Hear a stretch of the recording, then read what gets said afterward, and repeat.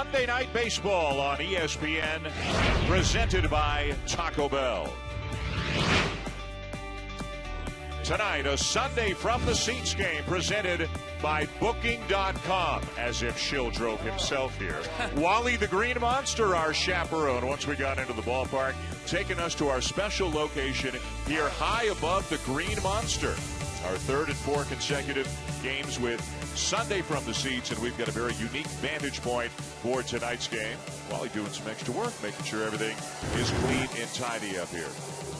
Dan Schulman, John Kruk, Kurt Schilling, welcome to Fenway. Welcome to the Monster. We've got the Tigers, we've got the Red Sox.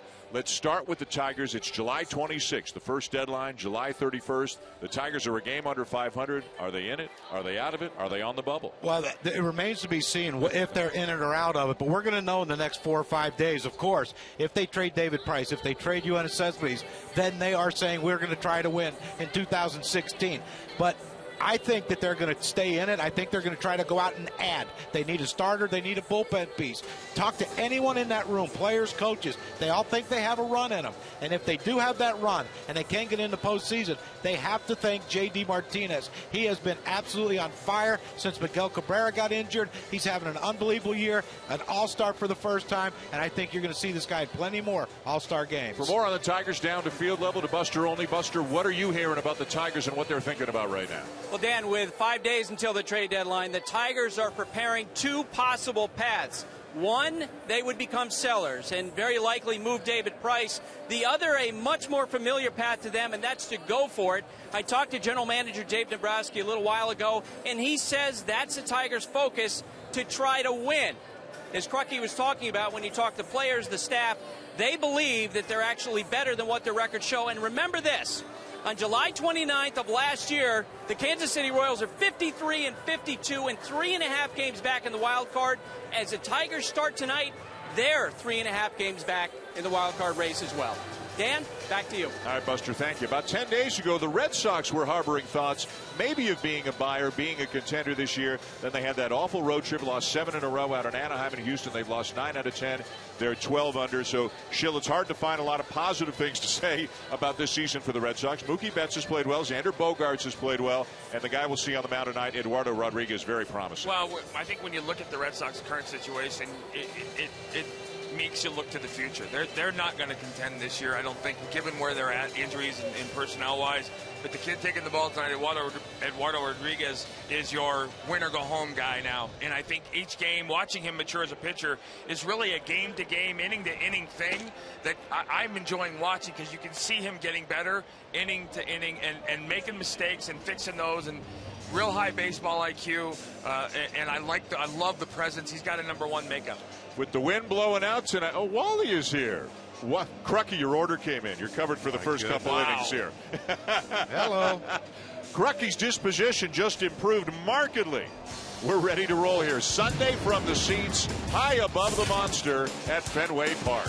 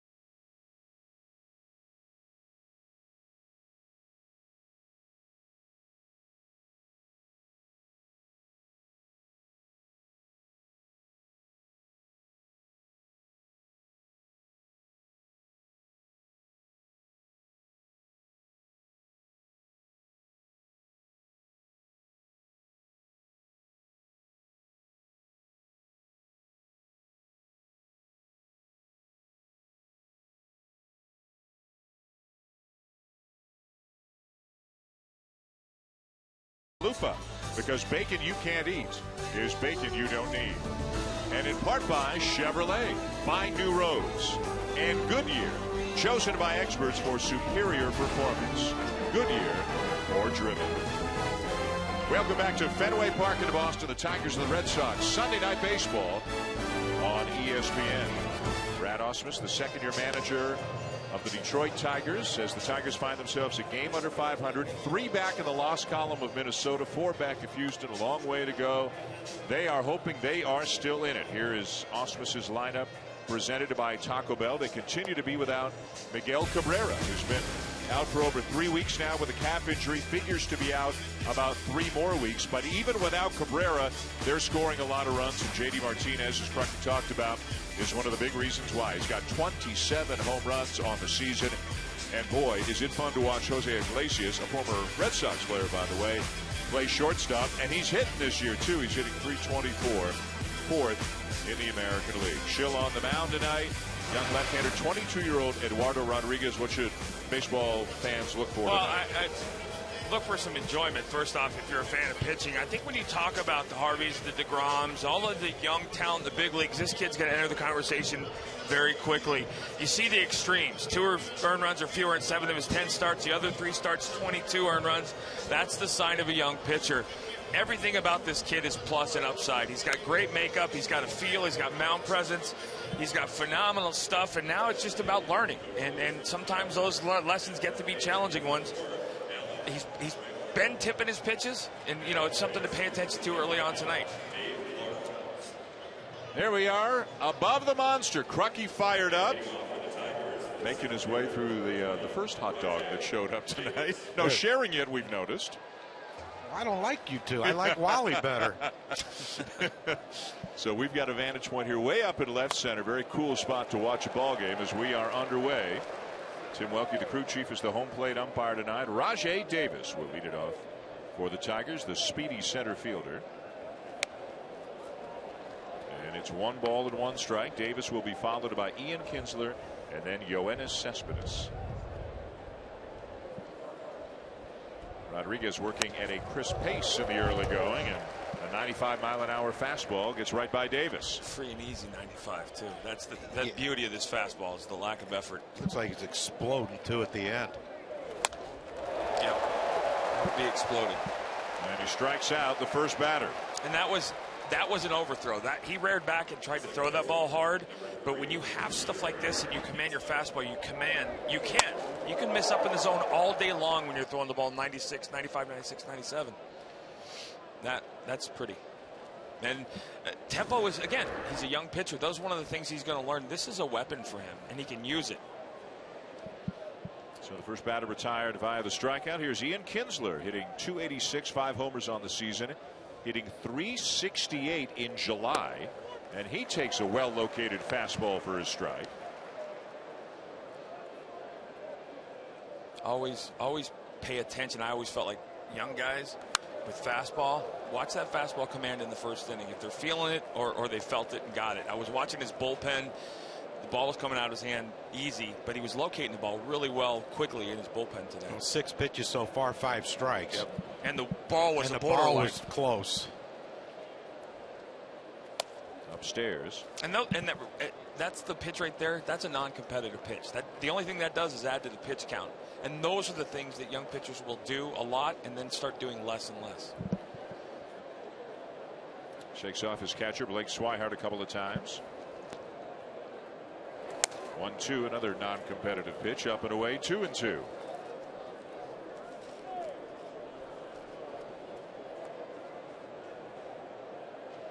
Nice night here in Boston, 76 degrees, clear skies, as he misses well outside again. And now, after starting 0-2, Schill, he's missed the strike zone by more than a foot 3 times in a row. Well, here's the thing. He missed the strike zone with the same exact pitch and really the same exact spot 3 straight times.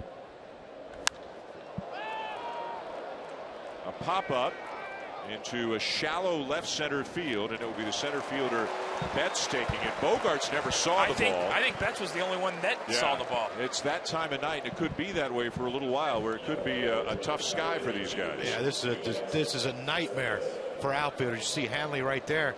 telling Bogarts, hey, you got to let me know where it is. And Bogart's like, all right, well, someone has to let me know where it is because I didn't see it either. Luckily, though, Mookie Betts. Well, I'm curious, Crucky, can you pick a ball up like that if you don't see it after it's gone up? Yeah, but it's luck. Okay. Like, your eyes have to be looking where the ball's going. Yoenis Cespedes, the batter. Oh, did any of you guys see the ball up in the air? Well, did you see it? I couldn't see it. I was watching the field. Yeah, Mookie Betts saved me. My pitcher reaction is just to look at the shortstop. If he's looking for it, then that means it's not going out of the park. A little outside, a ball and a strike on Cespedes, hitting .287, 15 homers, 28 doubles on the season. Hit a home run yesterday as the Tigers won the second game of the series. The Red Sox won on Friday night. I've never seen a shortstop, though, not be able to see it. Nobody. Once it gets above, nobody saw that. The upper deck, then that's when it gets tough. But I thought, has every pitch been a fastball in this inning? Yeah, and that's a good thing. Actually, the last one 88. So that might have been he might have thrown a two-seamer actually, or he throws a hard changeup. But it's one of those things, Dan. You talk to young pitchers, and there were times where I'd tell them, hey, listen, go out and throw fastballs until you have a base runner. That might be the second hitter, or it might be the fourth inning. Because when a guy like this discovers that 96 is actually 6 pitches, the world kind of opens up to him. 6 pitches in terms of location. Down and in, down and away, middle in, middle out. 2-2 on the way, and he misses down and in. Slider, I guess, at 89. And a great one, right? I mean, that's a miss. Those are the things. When a hitter has to expect a strike every pitch, you start to swing at bad pitches.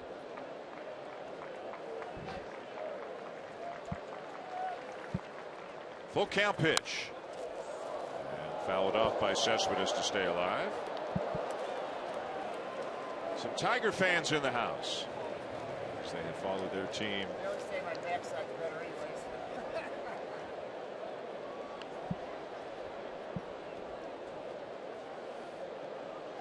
Eighth pitch of the at-bat coming.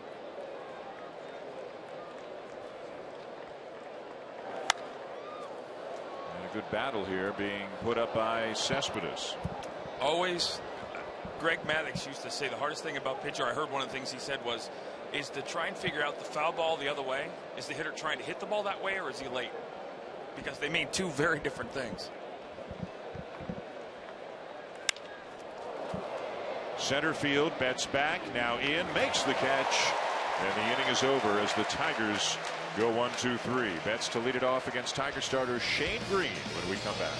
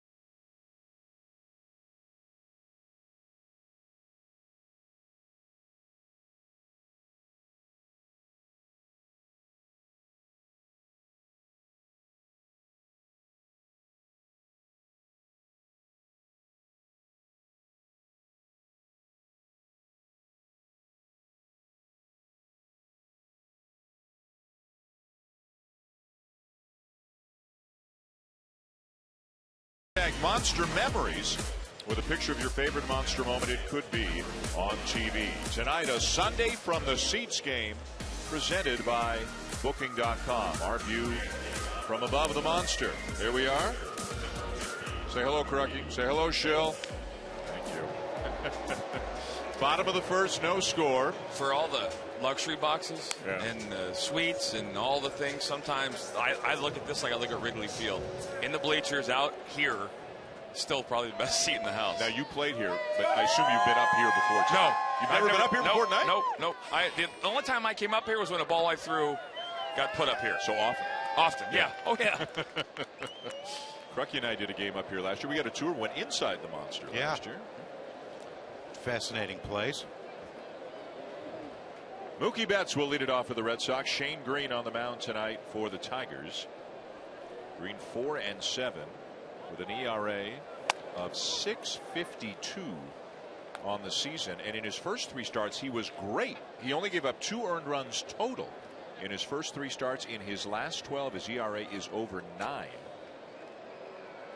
Brad Ausmus said it's simple. He's got to keep the ball down. If he keeps the ball down, he'll do well. If he gets the ball up, he'll get hit. Which, with that delivery, it's a very challenging thing for him to be consistent at. If you look at the finish on him, he's very short, kind of just throws. See how he kind of does that coil, that wind at the end? That's why his ball sinks, number one, but that's why he can't consistently command it. And you would imagine if the Tigers are going to go out and get something, if they are going to be buyers at the deadline, that maybe this spot in the rotation is one they may look to fill.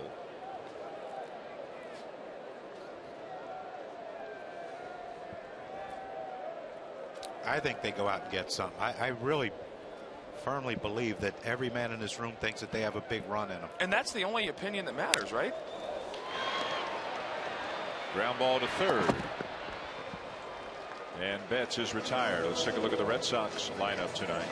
Presented as always by Taco Bell. You have seen Betts. Brock Holt is next. Xander Bogaerts having a very nice year hitting third. Then Ortiz, Ramirez, Alejandro Diaz, the former Oriole, Pablo Sandoval really struggling. Mike Napoli having a tough year hitting down in the 8th spot, and the rookie catcher Blake Swihart. The Red Sox are not nearly the offensive team, or have not been the offensive team this year that many expected them to be. They are 11th in the American League in runs scored. But a lot of the guys, Crucky, just not doing what they've done in the past. No, and when your leadoff hitter's second on your team in RBIs, tied for second, there's 2 guys, Bogaerts and Ortiz, both have 47. Mookie Betts 46. That can't happen. Oh, you better be scoring a whole lot of runs. Yeah. They're not. David Ortiz hitting just .235, 17 home runs on the season. He's driven in 47. Brock Holt, an all-star this year. And with Dustin Pedroia going back on the DL, aggravating that hamstring, the tear in the hamstring, he came back after about 3 weeks. The pain persisted, so he's back on the DL. So Holt will get a chance, for the most part, to be the everyday second baseman for the Red Sox. Although John Farrell has always felt that Holt is best served not playing quite every day, that he wears down later in the season. The numbers bear that out. So they'll probably give him some time off here and there. He's super valuable in the utility piece. You can play him 5 days a week at 5 different positions and be an above average defensive player who knows how to get on base. He's done everything but be a pitcher and a catcher for this team. There's Pedroia, and got to be eating him alive how the Red Sox are struggling this year. So last 4 years, last place, win the World Series, last place, and now potentially last place again. Yeah, he's his wife Kelly is demanding that he comes to the park early right now because he's driving everybody nuts. Up the middle, a base hit for Holt.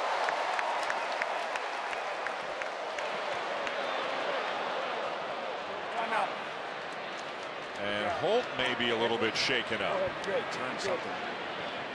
He started to stop and then aggressively rounded the base. He was holding his left knee.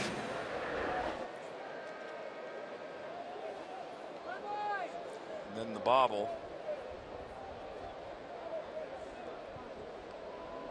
He hyperextended it, didn't he? Ouch. Hyperextended his left knee. That's where you end That up. could either be where he... The meniscus or... Well, it could either be he's okay, yeah, or he's got something seriously wrong. Yeah. There's no middle ground with that one. Yeah, I was talking to Dustin today. I mean, he's got discoloration. That's not a little thing. In the hamstring. Yeah. Another look at the Holt injury. Holt filling in for the injured Pedroia.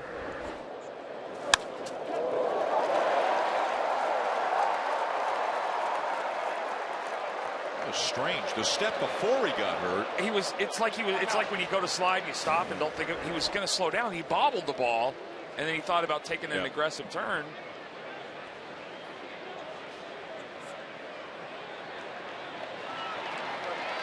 Good sign.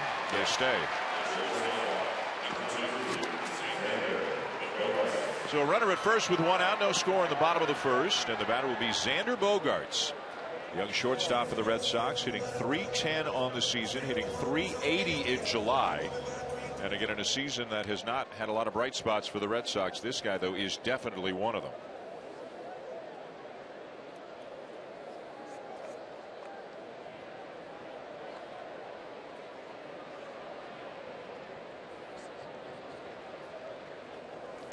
And on Friday night, Bogart provided one of the few recent highlights for the Red Sox. This is in the 11th inning. Remember, they've lost 8 in a row at this point. He singles. Mookie Betts slides in safely. The Tigers ask for a review. It took 4 minutes before they decided that he was indeed safe. So a walk-off win to snap an ugly 8-game losing streak. Drive to center, and charging in is Davis to make the play for out number 2. Our vantage point here is so different from what it is up in the booth. As he lines out to center, 2 down, Holt back to first, and here comes David Ortiz.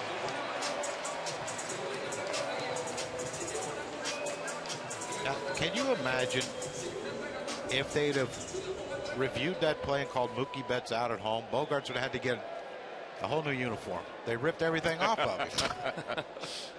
That would have delayed it more. You're a forward thinker now. Well, yeah. I just don't get that rip the guy's uniform Yeah, off. you know what? After Kinder Morales basically kind of ruined 2 years of his career, I thought that they were going to. That's not funny anymore. You know, you end up losing a player for 6 weeks because you're jumping up and down. Here's Big Poppy. Runner at first, 2 down, no score. The shift on, 3 on the right side, as always for Ortiz. I'm going to be very curious in talking to him. I really think he needs the shift to go away, and the only way he does that is by putting the ball down on the left side and hitting the ball to the left side of the infield.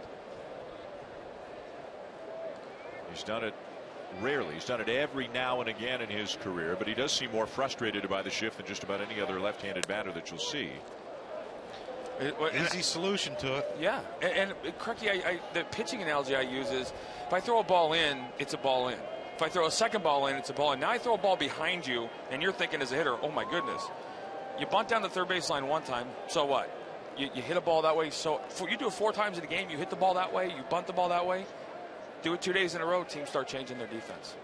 And he can do it. That's the thing. He has the ability to hit the ball the other way and hit the ball the other way with power. But it's like I told him, we were talking about, you know, he's frustrated by the shift. I said, well, heck, if I know I can throw a pitch right here and you're going to hit that pitch right there, I'm going to put my 7 defenders in that spot. And that's what they do. I had a slugger tell me once, I said, why don't you just hit the ball the other way and make them move and defend you? And he said, the people don't pay to watch me hit a single to left field. It's interesting. See, this ball right here is the ball you should either put down or drive off the monster if it's a strike. Foul up the third baseline. He's giving it to him. That's the thing. As a pitcher, I'm giving you a strike, a ball that you can hit off the monster, but I know you're not going to because you're trying to roll up and you're going to hit that ball. That's a perfect example right there. Right there, he cued that ball down to third baseline. He wasn't trying to hit it there. Nope.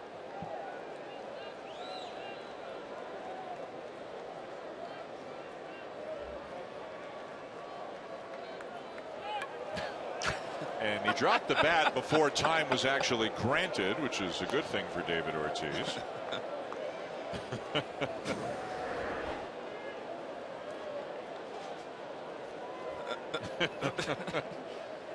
Imagine how unhappy he would have been if time hadn't been granted, and then Greene threw him a pitch and Ortiz didn't even have a bat in his hand.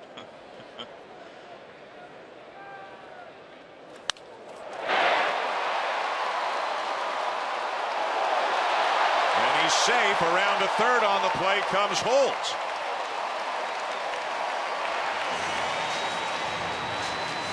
Hit it hard, and Castellanos, who was around there, got to the ball but couldn't make a play on it.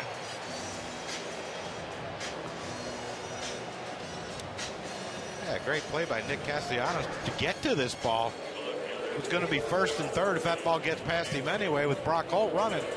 But once he followed that ball, David Ortiz, this ball was hit deep enough into right field that he actually ran. Not as hard as David Ortiz can run these days to first base, but that's the thing. If we saw it yesterday. He hit a ground ball back to Alfredo Simon.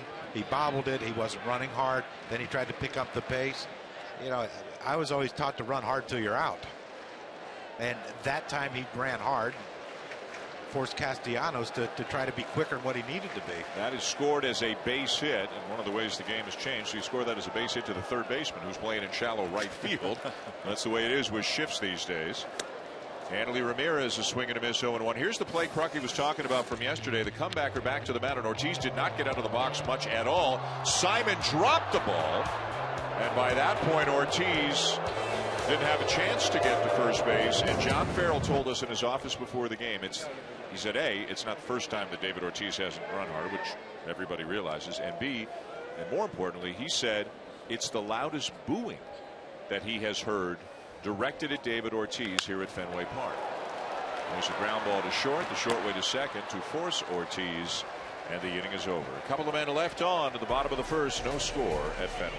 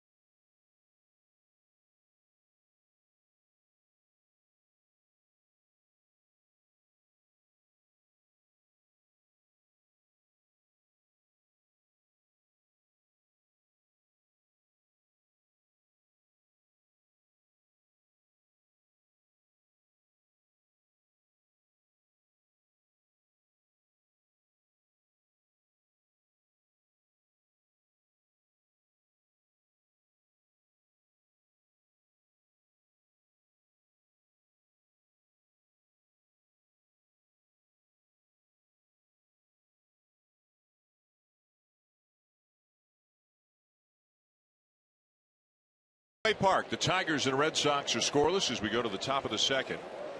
It'll be Victor Martinez, J.D. Martinez, and Nick Castellanos for the Tigers against Eduardo Rodriguez. Victor hitting .261, 6 homers, hitting .300 since he has come off the DL. Remember, missed some time. The knee was a real problem, especially from the left side. He didn't have as much of a problem, if at all, from the right side.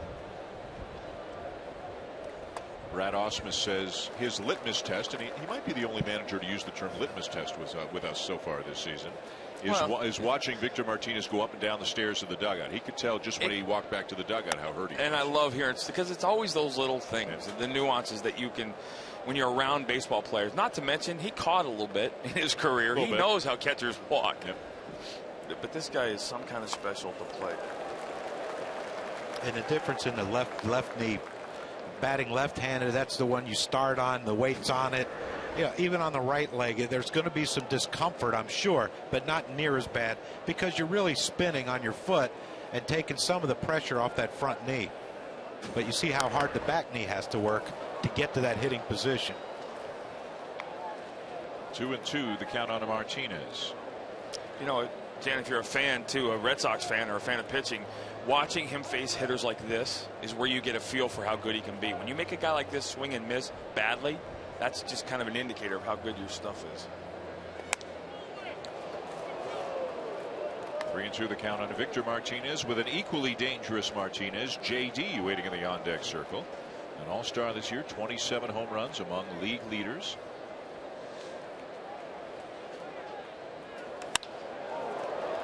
Liner out to second, caught by Holt, one down.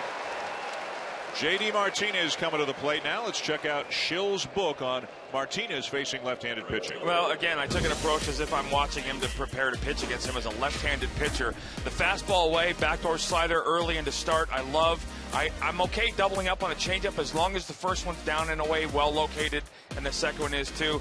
Love backwards breaking balls at any time. 1-0, 2-1, 2-0. And I think closing him hard in, fastballs belt up in, I really like more than down in. But you can get him in off the plate and you can get him in hard up.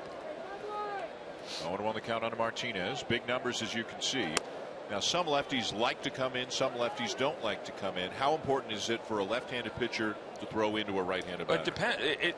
The less velocity you have, the more important it becomes. When you throw 96, that works.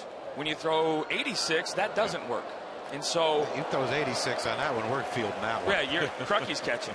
But, I mean, Tom Glavine, and when you watched him pitch, it was away, in. The thing that made him different was when he went in, he didn't miss. So you'd go in every now and then. In the air, right center field.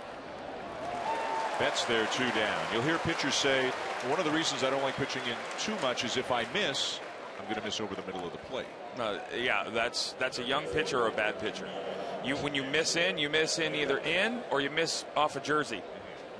Hitting a batter is not a bad thing. I mean, you saw a couple Hall of Fame speeches from some guys who were comfortable pitching in, so to speak. You have to do it here. Yep. The problem now, Dan, is that guys are having to learn that at this level. Castellanos drives Betts back just to the edge of the track. Been a busy night for Mookie Betts out in center to the bottom of the second. No score.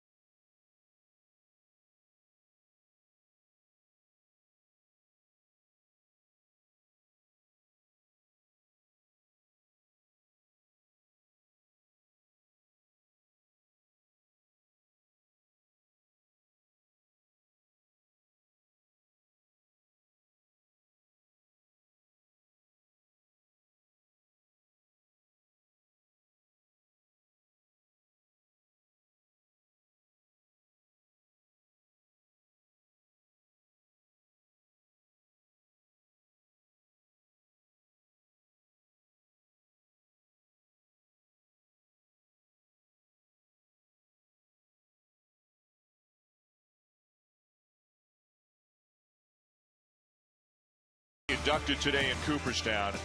Craig Biggio, better than 3,000 hits, over 600 doubles. John Smoltz, the only player ever with 200 wins and 150 saves. Randy Johnson, 5-time Cy Young Award winner, and Pedro Martinez, who spent so many great years in Boston, won 3 Cy Youngs, 2 of them with the Red Sox.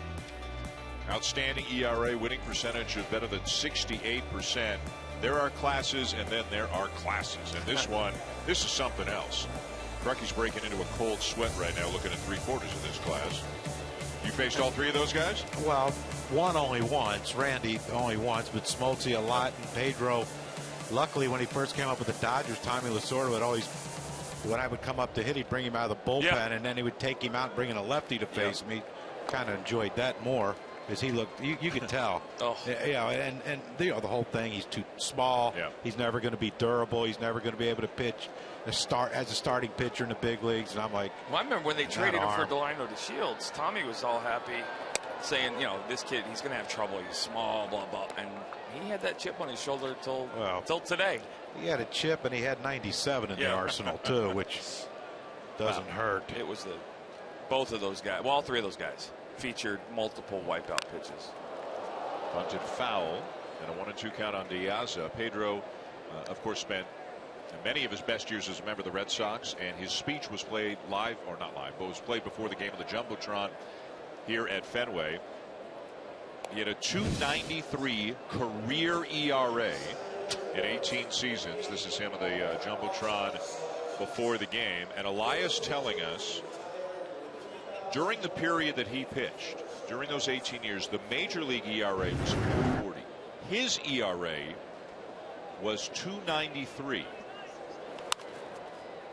And Elias telling us that no other pitcher who debuted since earned runs were recorded, which is over 100 years ago, and has started 250 or more games in the majors, had an ERA, a career ERA, that far below the major league ERA during the years in which he pitched.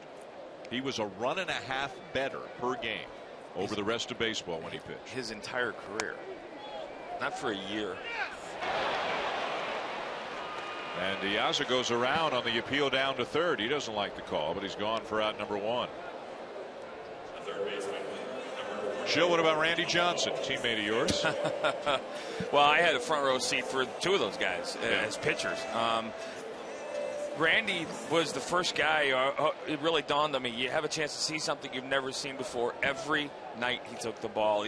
I still argue he's probably the most dominating power pitcher when you look at his strikeouts, innings pitch, and late in his career, I don't think people understand, he was a guy, he walked, 70, 80, 90, 100 guys early in his career. Late in his career, he was a power guy with unbelievable command, and he pitched angry every start, every inning. I mean, right-handed batters would swing at a slider that would hit them in the back foot. I saw people swing at him and get hit in the waist with his slider. I mean, on nights when it was that good, it was special. I mean, I learned so much watching him pitch. Up the middle and through, a base hit for Sandoval. That'll snap an 0 for 19. 2001 World Series Game 2. Randy Johnson with a 3-hit shutout. And that was a Yankee lineup stacked. Then he pitched in Game 6. You started Game 7. 2 earned, over 7 1/3. 9 strikeouts, nicely done. And he came out of the bullpen and got 4 outs. The Diamondbacks, of course, winning a great World Series. And you guys shared the MVP. He came out of the bullpen about 45 minutes after he came out of Game 6. It felt like. And I just want to know, you're tall, but what were you standing on to hoist that trophy with Randy over your head? My tippy toes. There you go. Yeah. I think Pedro said today, he asked Randy at the ceremony how the weather was up there.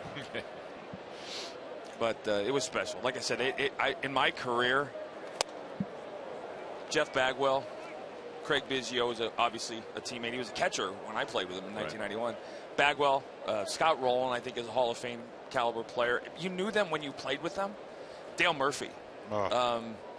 They were just different, special. And Pedro, even though I got Pedro after he had been that supreme guy, you could see the charisma and the swagger. Well, John Smoltz is a unique Hall of Famer as well, because he was a starter for so many years, then became a closer, over 200 wins, over 150 saves, unbelievable stuff, but also a guy who I mean, won some big games, huge games for Atlanta in the postseason. I mean, he could lock in and throw as good a game as anybody when it mattered the most. And that's a great piece to ask Crucky. You asked Crucky about when we faced them in '93. It wasn't Maddox or Glavine you were scared of. No, we were really happy that he pitched game 3, I believe it was, or 4, that he wasn't going 1 and 2.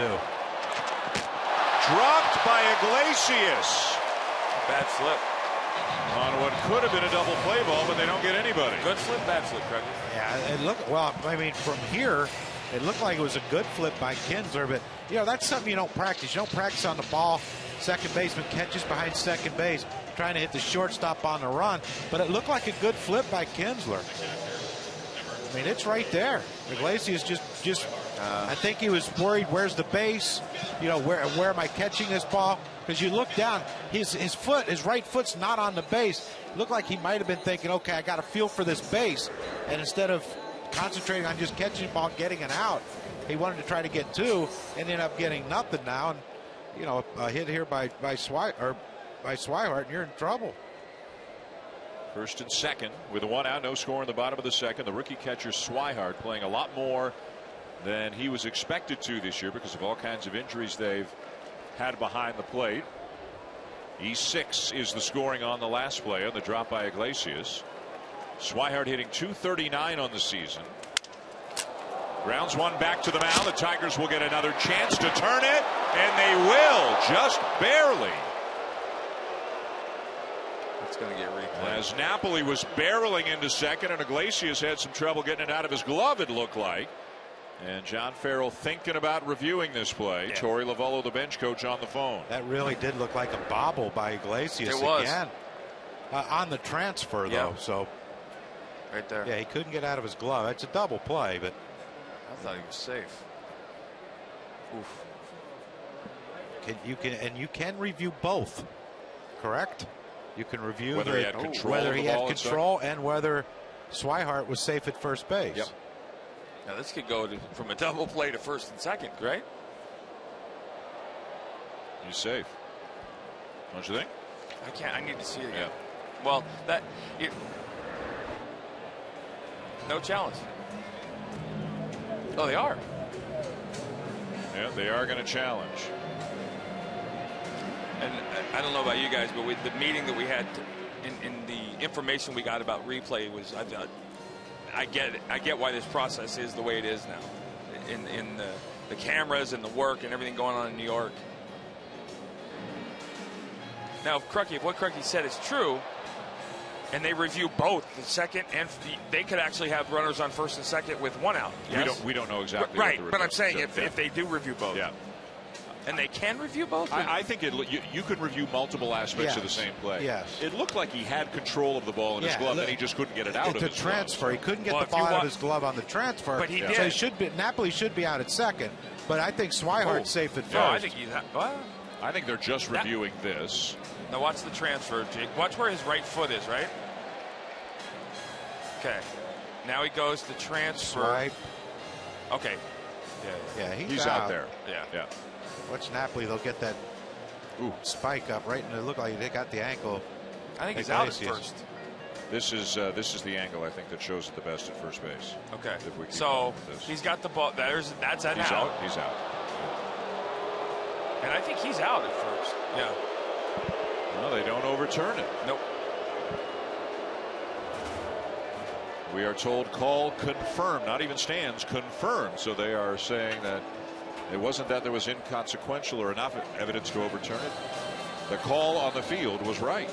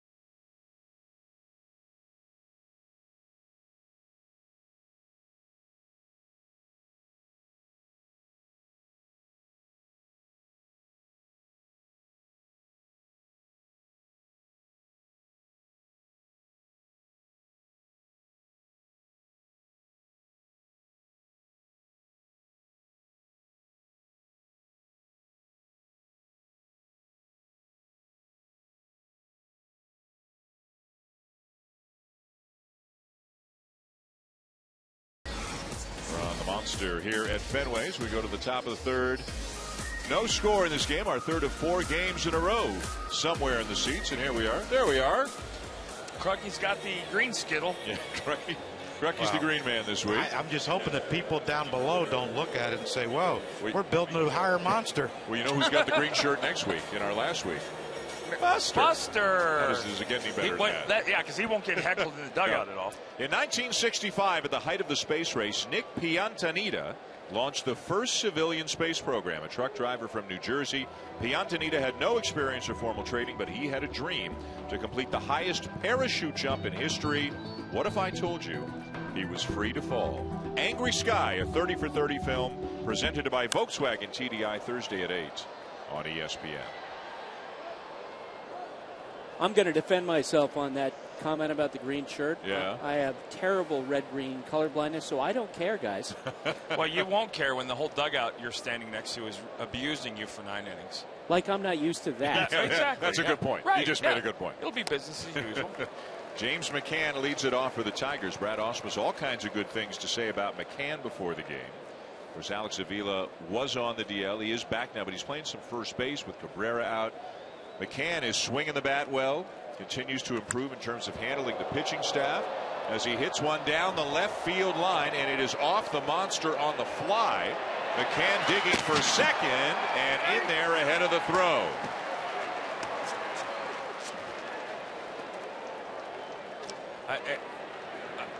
I got to ask you, Crookie. Brad talked about a 15 home run guy. This swing right here, with a body like that, it seems like he's got more pop than that. Yeah, he's going to hit. He's going to hit his home runs. But, you know, it's like Ausmus said, you know, I mean, you look at the extension, the power, you know, the legs. You know, he's going to hit 15 to 20 home runs, I would think, at some point in his career. But, you know, right now his focus is, I got to figure out these pitchers on our team and the hitters in the league. And that's what he's focusing on. Over 400 the last couple of weeks. Here's the number 8 hitter now, Jeffrey Marte, the first baseman who takes a strike at the knees. Marte's had 20 at-bats with the Tigers, 4 hits, including a home run. Was called up on the 5th of July, was an all-star in the International League this year. What was the word he used for this guy? His pop? I think it was massive. It was a big word, whatever it was. Bigger than big. He described him as having huge pop, big power. You guys just dumbed it down, didn't you? Yeah. What did he use? I like big power. It's easier, shorter. But his job right now is to move the McCann over to third base, which he will not do. Second strike out of the night for Rodriguez. There's the baseball lineup coming your way this week. Tomorrow night, the Yankees and the Rangers at 8 o'clock Eastern Time. Monday Night Baseball presented by USAA, a battle in the American League West. Wednesday Night Baseball presented by Mobile One, the Angels and the Astros, with the shift 5 announcers handling that game, including Eduardo Perez in the Astros dugout, Eric Wedge in the Angels dugout. And then a week from tonight, we'll be back in the seats again for the 4th and final time at Citi Field in New York. The top 2 teams in the National League East, the Nationals and the Mets. Throw to third, and they got McCann. Crucky, what's going on? A youngster who didn't get moved over by Marte, and he's trying to make something happen that's not there. You're in scoring position already. You got to figure that they're going to throw out Iglesias at first base on this ball. You can still score on a single from the next hitter. You can't do that.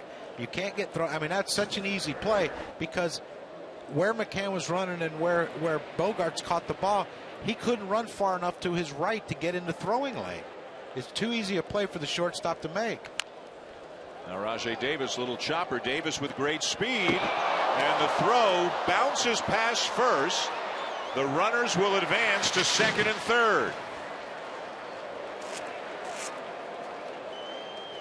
When you talk about a young pitcher and you talk about the game being fast, this is one of the plays that it will happen on.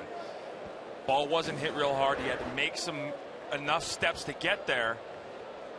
You got to pick the ball up, step, and throw. Probably a bang play anyway, but he's out if he just picks. See, now he's running.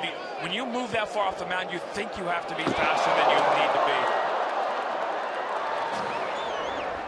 Well, and going back to McCann, if he stays on second base, he scores on that play. It's 1-0. And right now the scoring on that play just E1, not a hit and an error, just an error charged on Rodriguez. So McCann in the dugout, runners at second and third, 2 down. The batter is Kinsler. I think both managers have something to be unhappy about this inning. Mistakes being made by both sides in what is still a scoreless game. The Tigers need a win to get back to the 500 mark. They are a game under at 48 and 49. Well, the teams they're chasing, Minnesota, did lose today, so that's good news for the Tigers. I think this inning is one of the reasons why both these clubs are where they're at. And you look at, you can say what you want about offensive pitching, but when you're giving a team 30 outs in a game, you're not going to win. The pitching numbers, though, do jump out at you. The Tigers are 14th, second last in the American League in ERA. Red Sox are last. And I think a lot of people looked at the Red Sox staff before the season and said, okay, they're going to have some trouble. But you never expected the Tigers to have the second worst ERA in the American. You didn't, number one. But when you looked at the Red Sox, you thought, well, they need a 1. They don't have a 1. You certainly didn't think that they were going to stink. And they've collectively just been bad. And David Price is having a really good year. So the other 4 guys are the ones that aren't really picking up the pace for this Tiger rotation. Dan, what do we have for? And you've got that Tiger staff without Justin Verlander. I mean, nothing from him. Right, injured for a while. Right, yeah. Hasn't gotten a win. Pitched well. And, his last start to me, yep. the comments off of it were probably more encouraging than anything. Jammed a good pitch by Rodriguez, and he will get out of the inning unscathed. A hit, an error, a couple of men left. There's David Price. Where will he be in a week? Who knows?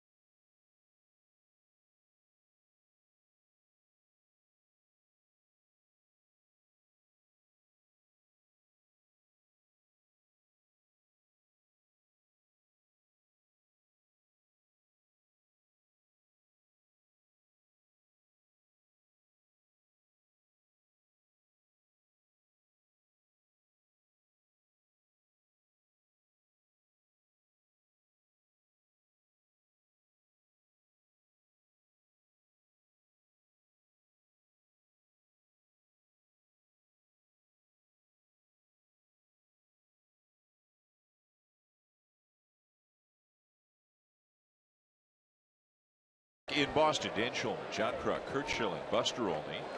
No score in this game. Top of the order for the Red Sox. Betts, Holt, and Bogarts to face Shane Greene. Betts grounded out his first time up. Takes a breaking ball in for a strike.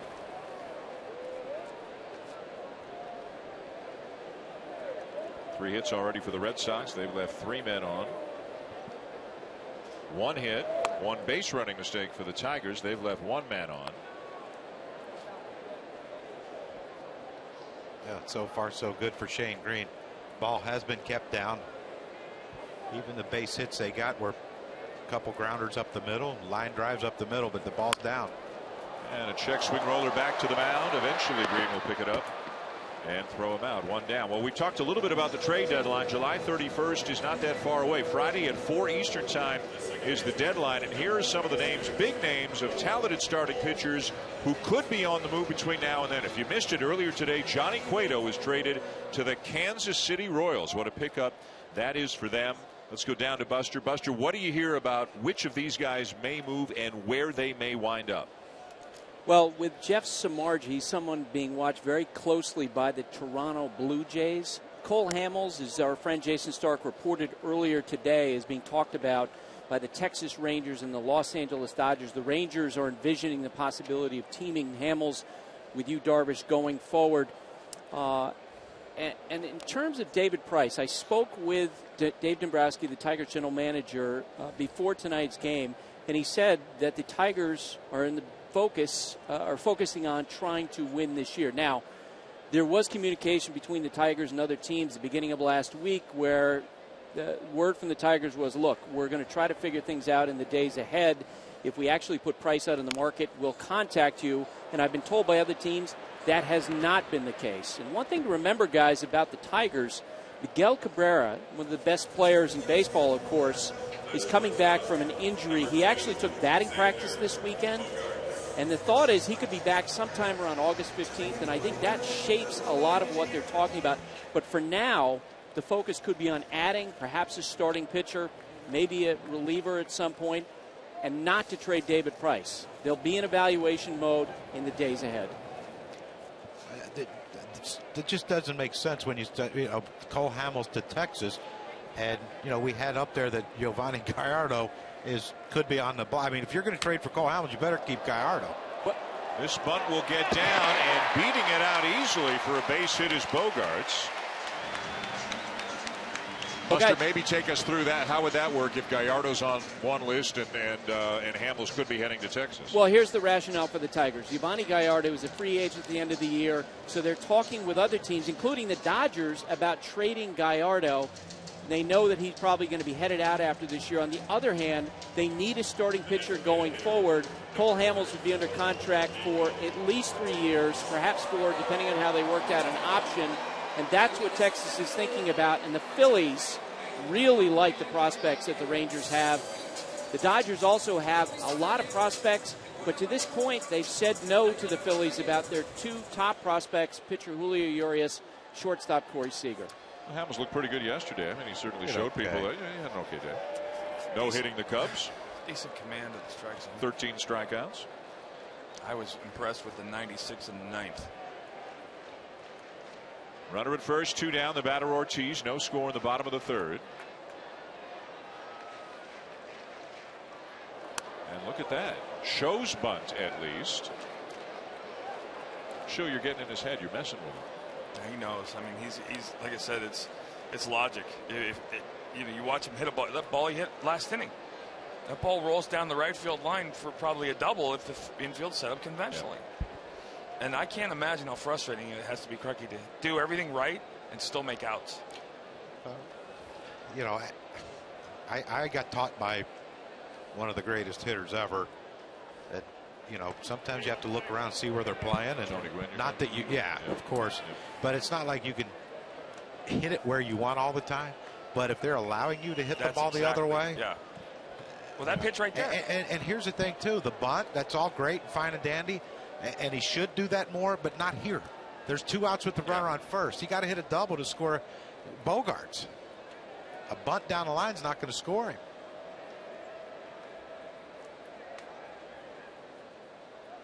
Crucky, you weren't a dead pull hitter, so maybe this is a tough question to ask you, but how hard is it for a guy, especially as far along as Ortiz is, a guy who pulls almost everything on the ground at least, how hard is it to hit the ball the other way? When you watch him take batting practice, he shortens his swing up the first couple rounds. He can shoot it the other way. And you remember last year before, when he got, or 2 years ago, he got off to a slow start, and he's basically trying to get out of it by hitting everything the other way, letting the ball get deep. Just use your hands and flip the ball off the monster. and that's where he got back to where, you know, now all of a sudden it's okay. Now we have to pitch him differently, and the home runs came to right field. You know what I found extraordinary was you look at a guy like Jacoby Ellsbury or Teixeira, who's deadly in that park because of the fence. David's the same way here for the other reason. When he's comfortable, when he uses that monster to hit, he's a completely different hitter. He's very one-dimensional when he's not using the monster, and that's not a bad thing. But they're pitching him away. That's the other thing. They're giving him the pitches. And to Krocky's point, Tony Gwynn, when at one point in my career, I got to the point where I said, I can't make him swing and miss, so I'm going to put everybody on the left side of the field, and I'm going to throw him fastballs away, and hopefully he lines it at somebody. And that was because he was going to take what you gave him. That's the thing. You know, Shane Greene, if he's going to be effective, he has to be down in the zone with the sinker. And the sinker to a lefty from a right-handed pitcher, of course, is down and away. You try to pull it, you're going to keep hitting ground balls like he did his first at-bat.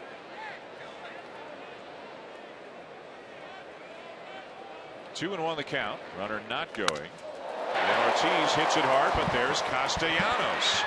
He'll throw him out. 2 well-hit balls by Ortiz. Got a hit on one, retired on one, and we're scoreless at the end of 3.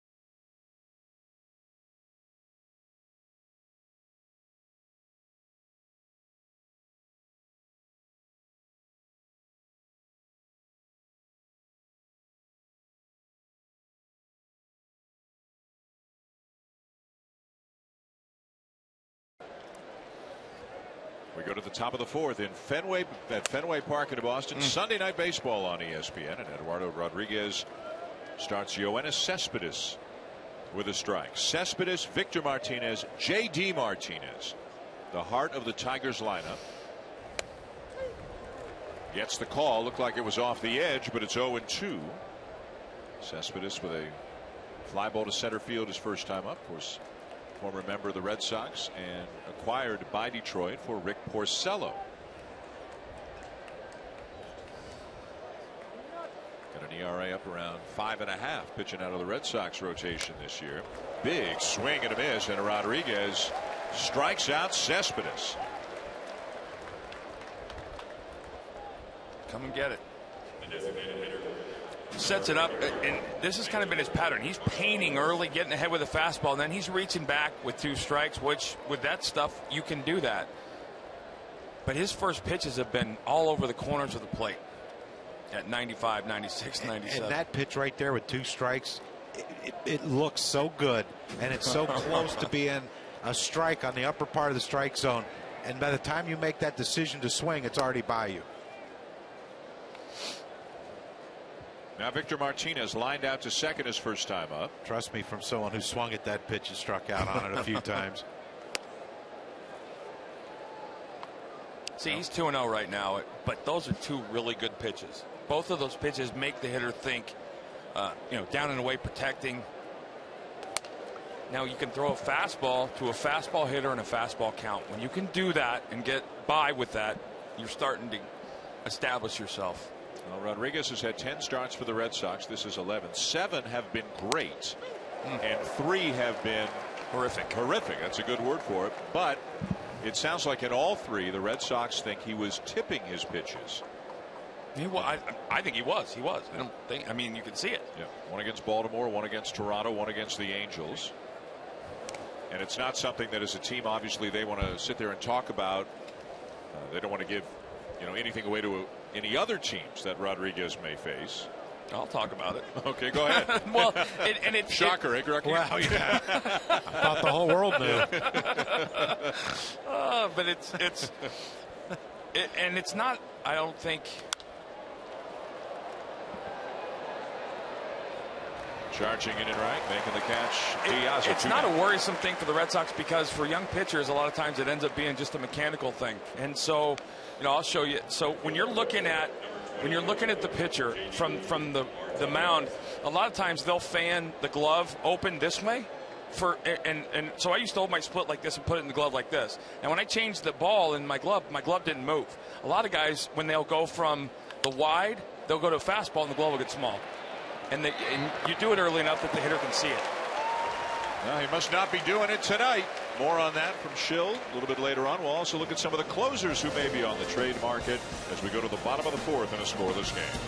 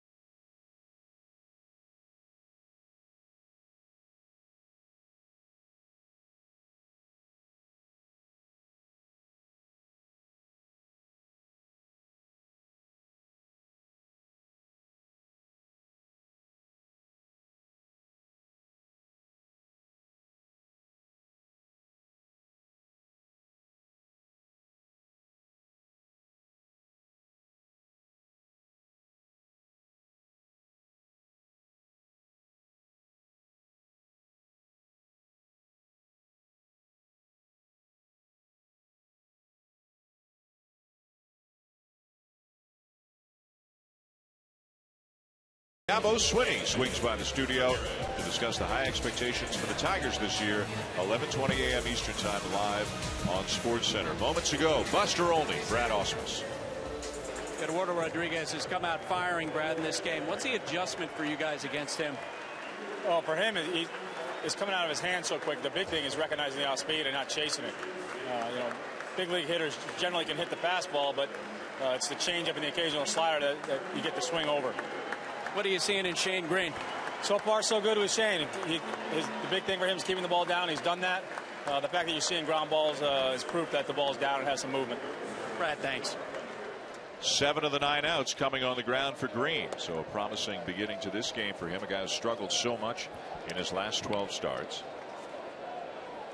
Greene facing Hanley Ramirez, Alejandro Diaz, and Pablo Sandoval. 5, 6, and 7 in the Red Sox lineup. Ramirez 0 for 1.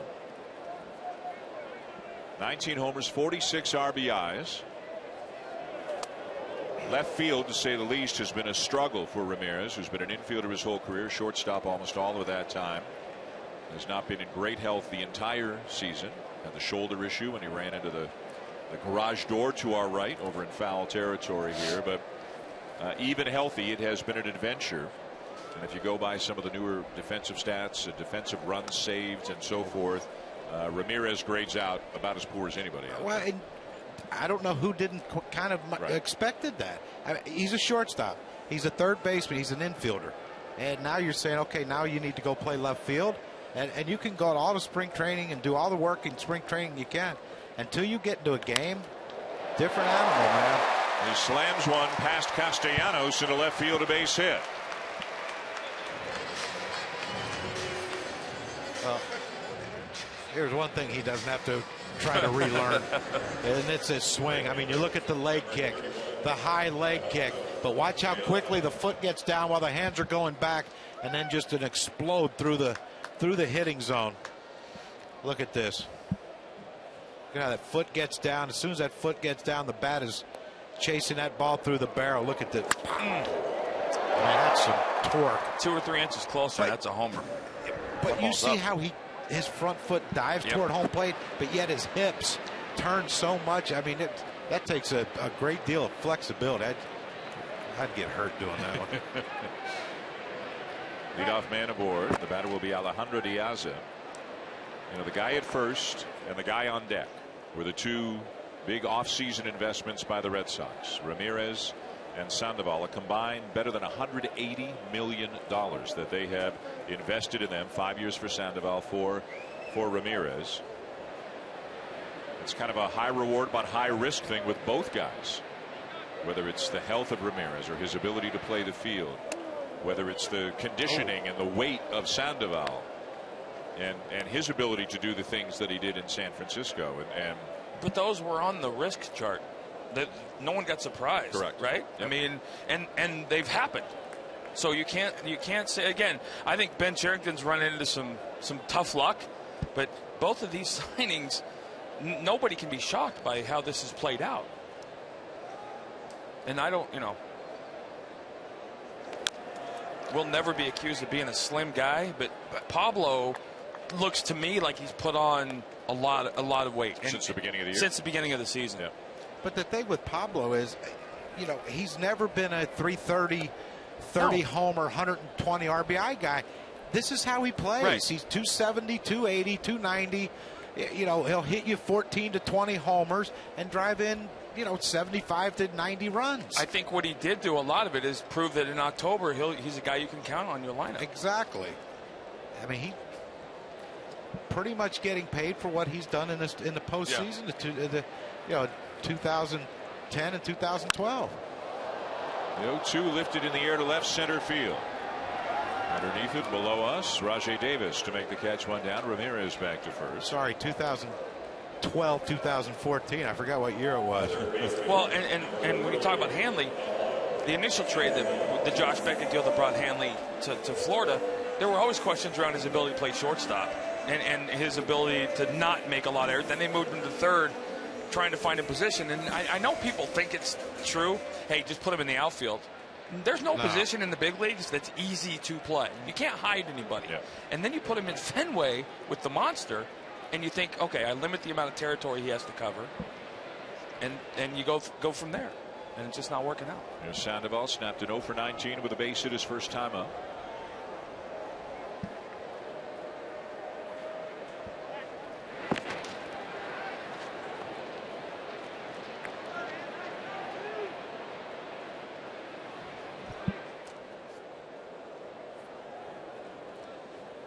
Pretty well in the 2012-2014 World Series.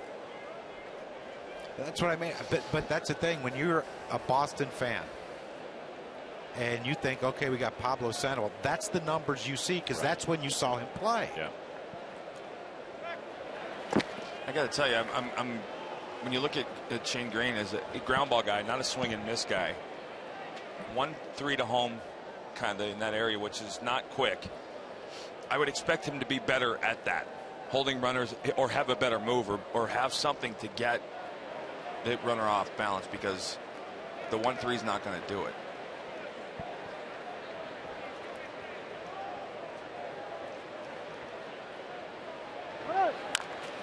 And he's running. And that ball will roll foul. What's good, what's bad? Shield to the plate. Well, I've always been a firm believer that runners steal off the pitcher. And if you're not 1-2, 1-1 something, you're at a disadvantage. You got Yadier Molina or a Johnny Bench or Pudge, that's different. But 1-3 and above, you can't stop a good one. You can't stop a guy like a Betts or a Bogaerts, because unless you have a good move. And are you telling he's 1-3 and not 1-1 just by watching him? Or you have those numbers? No, they gave me the one. They gave you the one. Yeah, I knew he wasn't quick, but I didn't know how slow. Yeah. And you can't, if you're a ground ball pitcher, you can't be 1-3 to home.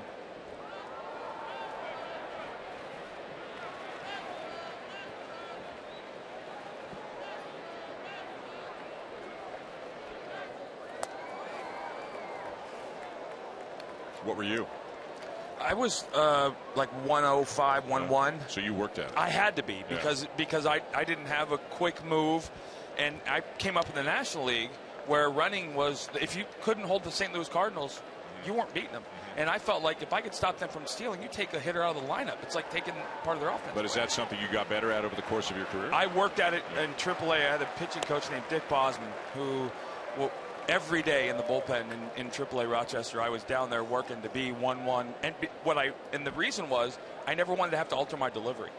And so that was my delivery all the time, no matter where runners were when I was. And that's from the start of the move until the ball reaches home plate. Yes, until the ball's in the glove. The guys in the truck time again telling us that last one was 1-3 by Greene, as you said. Oh, and that's why John Farrell sent Hanley Ramirez. Not going on the 2-1, swung on and missed, 2-2. This could be a go for Hanley. I'm not sure there's a lot of risk to it, and as long as you get a decent lead. Well, but the thing with Pablo, though, is he's liable to swing at anything. Right. We know that. And that could be why John Farrell might not want to send Hanley Ramirez at first base here, because he's afraid of a swing at a bad pitch and strike him out, throw him out. But I think you put him in play. Put it in motion, let him go. Not running. Sandoval lines one to left field, but right at Cespedes for out number 2. First baseman, number 12, Mike Napoli. Now Mike Napoli. When you start to look at things that have gone wrong for the Red Sox, we talked a little bit about how Ramirez and Sandoval have both had their issues. The starting pitching has not been good. Mike Napoli coming up to the plate, who's barely hitting above 200 right now. You know, a far cry from, I mean, he was an enormously dangerous hitter just a couple of years ago. You know, they made the Lackey deal. They get back Joe Kelly and Alan Craig. Both of them are at AAA right now. Both guys who have had success in the big leagues. It's just one thing after another that has not worked out well for the Red Sox. Buster, do you think there's any market for Mike Napoli between now and July 31st? There could be, because he has had a spat of offense in recent days, and there are some teams like Pittsburgh that are looking at help at first base. But the bottom line is, if the Red Sox are going to move him with a $16 million salary, they almost certainly would have to eat a ton of money to make a deal, or just put him on waivers and see if somebody claims it. Which, as you say, at that salary, nobody would. So then if somebody wound up with him, they'd just pay the prorated portion of the minimum. Slugging down over 100 points from 2 years ago, batting average down over 50 points. And I got to tell you, I still think there's something to the surgery he had, and I think that's impacted. I mean, he probably wouldn't say it, but I think that's a dramatic physical change for somebody. And it was to help him with major sleep issues that he was having. Oh. Breaking ball in for a strike. Is that oath like that was a pitch to hit? I thought the last two have been kind of backup slider, but middle balls that he jumps on. But apparently the surgery changed his sight line, which changed the bone structure of his face and his sight line. So I'm guessing. I'm guessing that had something to do with it. I would think anytime you move your eyes around, it's not going to be good. I mean, you remember when Brian McCann had the the LASIK eye surgery, and he had a lot of difficulties his first year or so with it.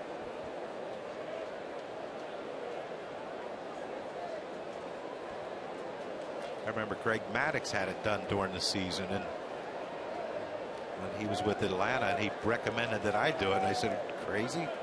Ain't doing it now. Wait till I'm done playing. 2 down in the inning. Ramirez still anchored at first, and a 2-2 count on Napoli. Throw over. I'll tell you what, that is a drastic difference to Hanley Ramirez. I mean, when he left Boston, he was a 30-30 threat. Now, obviously, he's so much bigger now than he was when he left here. And obviously, you put on weight as you get older, but he's built like a linebacker now. Big stolen base numbers in his career, as you can see, but this season, just 4 and been caught 3 times.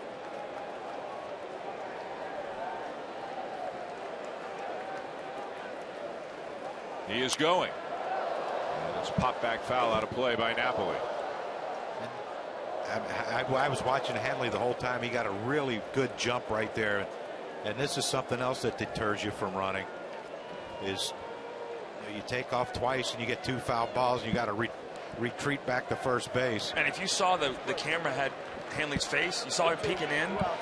I watch video for guys that would do that, and you try and throw over when they're looking at the catcher, and they don't get a jump back to the base. But if you watch Hanley, he'll look in as he's stepping away from the base. He looks in at home plate.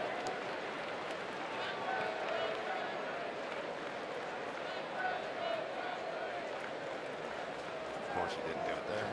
Maybe he only does it when he's running. Yeah. See that pitch right there? Even though 80 miles an hour, that high pitch, that's the one that Mike Napoli hammers, and he's just not getting to it. And he knows it too. Yeah, I mean, you've seen him how many times? We saw him in the postseason a couple years ago. The high fastball he hit off Verlander in Yeah, that's Detroit. a ball he hits in dead center right and there. Yeah, and that one's a pitch that's up. He usually, drives that in the gap in right center, hits it in the bullpen here. But that's the difference between having a okay year and a bad year. Is you miss those pitches in bad years. Checks the swing on the appeal down. He didn't go, and the count is now full. So now Ramirez will be running. Let's see if Marte stays on the bag or plays behind the runner. For the moment, he's still holding him. That's where you always look for the edge, and video can give you an edge. Krukey's right. The only times he's looked home is when he's going. So as he takes his lead, if he's looking home and back and forth, then I think you assume he's going. And this is smart, though, keeping Marte on the base. Napoli doesn't hit the ball to right field that often. I'm sure in this count right here with 2 outs, he's not looking to hit a single to right field. So you keep Hanley closer to the base, and you might not be able to score on a double. All right, 3-2 outs.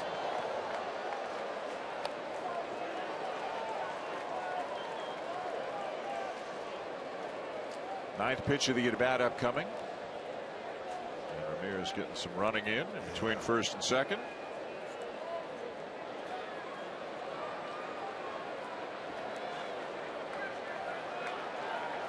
There we are. Surrounded by all kinds of people up here on the monster. All our friends.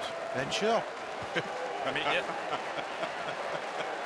He's a witty I tell you what, though, he did bring some unbelievable deviled eggs, though. Didn't I? Wow. Those were those fantastic. From Shea Chilling. Little hens had them. Shilling eggs. A lot going on at Shea Shilling. Yeah, yes. There it is. It's a lively place. That's a word for it. There goes Ramirez again, and it's inside, ball 4.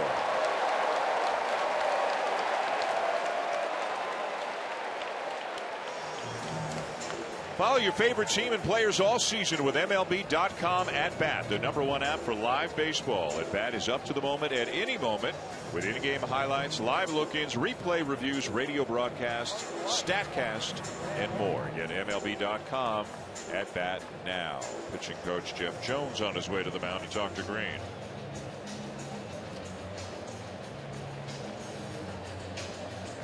Every game, every day, so important for the Tigers between now, you would imagine, between now and the trade deadline, July the 31st. We should mention, and I think most people know that you can make trades after July 31st, but players who are traded after that date have to get through waivers, so a little bit more difficult to make a trade. There are the Tigers sitting 3.5 back of the second wild card spot, which currently belongs to Minnesota. Houston occupies the first wild card spot. The Blue Jays and Orioles in the mix as well. Dave Dombrowski's on the phone. He's making a deal. He's making a deal. We'll break it. 2 on, 2 out for Blake Swihart, who grounded into a double play his first time out. I got to tell you, this is one of the funnest times of the year to be in Boston for sports radio, because you'll hear the guy call and say, hey, why don't they just trade Swihart for Hamels and get Greinke and Kershaw from the and it's like, well, there's actually 2 GMs in the deal.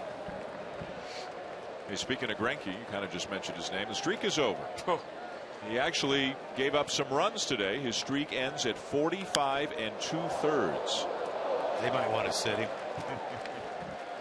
Might go down for rehab. That was, but you know what? Great run, though. Well, I mean, that was one of those games where you pay to watch, because he's throwing against DeGrom, and just the fastball command in that ballpark today was amazing. Juan Uribe, a new member of the Mets, with the game-winning hit. We'll see the Mets next week at Citi Field, hosting the Nationals on Sunday Night Baseball, and it looks like it's going to be Jordan Zimmerman and Noah Syndergaard. Nice. Best Syndergaard can hit a little bit. Yes, he can. He's a pitcher. All the Mets pitchers hit a little bit. Not all. Okay, Bartolo Colon. Okay, I'll give you that one. Well, you said all. Some of the relievers, I think, are struggling. Harvey hit a home run the other night, didn't he? He's a stud. DeGrom actually was the guy at the plate when Greinke's scoreless inning streak ended today. Yeah, but it ended on a 77 hopper. Shill, would you have taken it? Yep.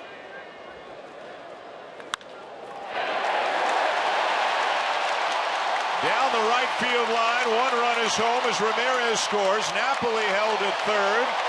Into second on the play is Swihart, and the Red Sox take a 1-0 lead.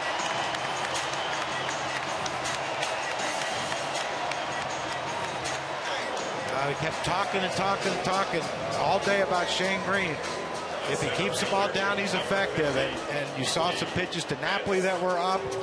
And Swihart, that's not a bad pitch, but it's not a good pitch to a left-handed hitter who's trying to drive a ball into the outfield. That pitch was still up a little bit. Swihart, great job of hitting that ball past Marte at first base. And the wheels are going. Hanley Ramirez scored. Napoli to third. 12th RBI of the season for Swihart. Back to the top of the order for Mookie Betts. 0 for 2 on a couple of groundouts. John Farrell talking a lot about Betts before the game, saying that one of the things he likes the best about him is he's not afraid to ask questions. He's not afraid to admit, hey, I don't know something. What should I do in this situation? Whether it's to his manager, to his hitting coach, Chili Davis, to the bench coach, Torey Lovullo, whoever he may be talking to, an older player, that he's always trying to learn and get better. Fly ball center, routine for Davis, and the inning is over. But the Red Sox have broken the ice at the end of 4. They lead 1-0.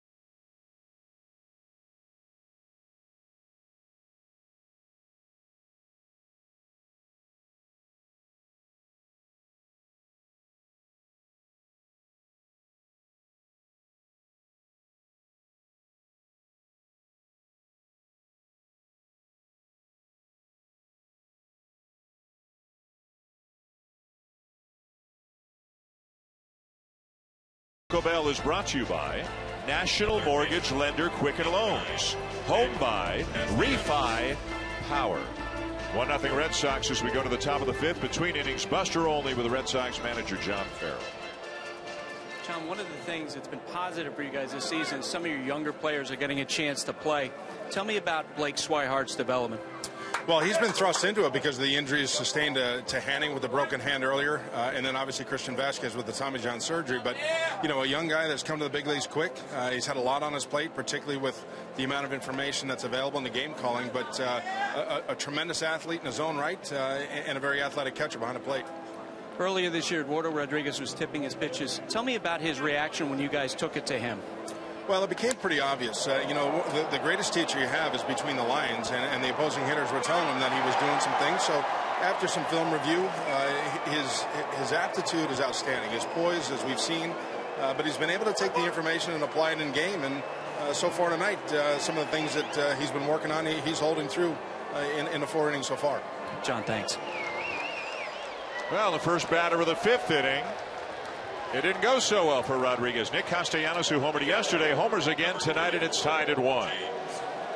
Home runs in the big leagues are mistakes, and you watch the glove. The glove floats back over the middle, and generally when you do that to a guy other than the pitcher, and sometimes the pitcher, the ball goes a long way. He crushed that ball. Hey, you see Rodriguez. I mean, he hasn't been in the big leagues long enough, but that sound echoes through the minor leagues and into the big leagues when you hear that one. And you're usually yelling no halfway to the plate because you know. Number 10 on the season for Castellanos. Ties the game at 1. Here's our vantage point up above the monster in left center. That ball went flying right by us. Remember last year we were in the first row. We'd lean over to see. Yeah. That wasn't too smart. I'm good in the second row. I'm all good here. Yeah, I'm fine. Just scared cats. Yeah, well, no argument. Well, see, I gave up enough ping pong balls up here to know that this can be a dangerous place. Yeah. Wind blowing out this way too. Haven't had one hit up here yet tonight. This is a tricky park though. If you look at the flag, usually you're going to find the wind blowing opposite the flag above the stadium, and it swirls here counterclockwise.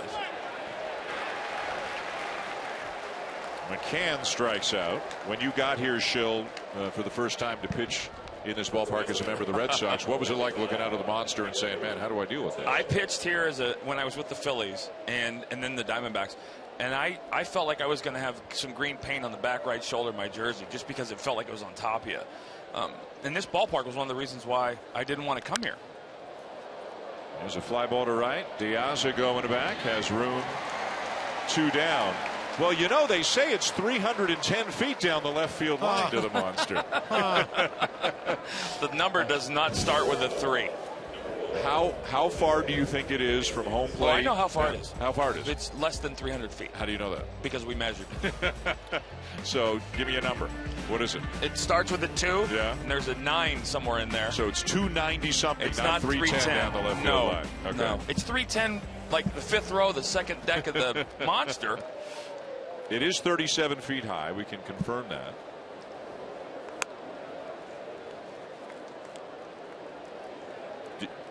Did you have to pitch differently in this ballpark? Oh, than yeah. on the road? Well, no, you pitch to the park. There's an enormous center field, right field area here. When you have fastball command, you pitch to the ballpark you're pitching in. Iglesias grounds out to end the inning, but the Tigers have tied it on the home run by Nick Castellanos. 1-1 going to the bottom of the 5th here in Boston.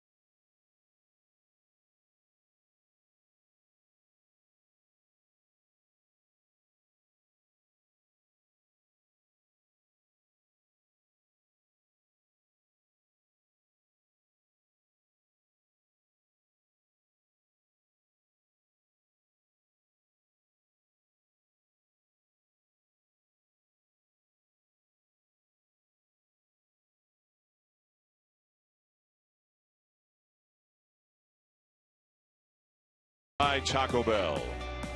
Bottom of the 5th from Fenway with John Kruk, Kurt Schilling, Buster Olney. I'm Dan Schulman. The Tigers and the Red Sox are tied at 1. Shane Greene to face Brock Holt to begin the inning. Holt has had a base hit and a ground out. A run at the bottom of the 4th. Sorgillo for Boston on a Blake Swihart double. A run on the top of the 5th on a home run by Nick Castellanos. And an extended right knee.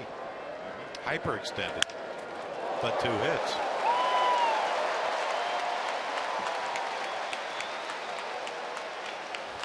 Today, here at Fenway Park and all around Major League ballparks, we are honoring the 25th anniversary of the Americans with Disabilities Act being signed into law by then President George H.W. Bush, the 41st President of the United States. It's great to see fans with disabilities celebrating this anniversary with baseball today.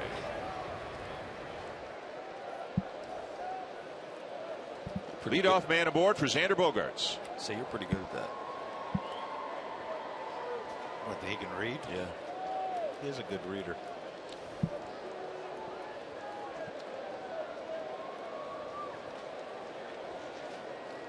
Bogaerts 1 for 2, had a bunt single his last time up.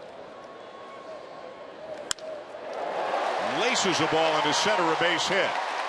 2 men on with nobody out.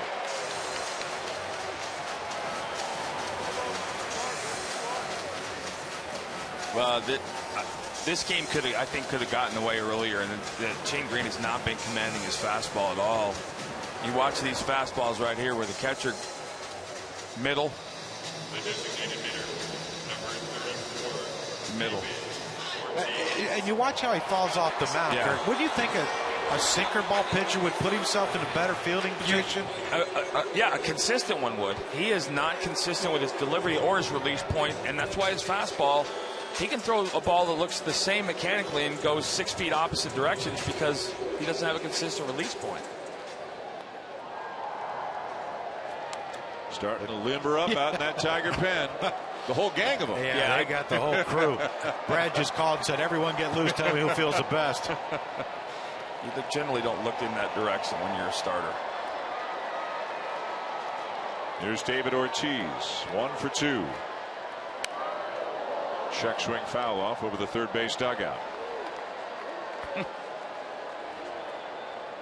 This is an unusual number. I mean, this is a guy who over his career has driven in so many big runs for the Red Sox, and just strange to see him struggling to this extent with the runners in scoring position. A more conventional defense right now for the Detroit Tigers with the fact that there's runners on first and second. Driven deep right field and gone.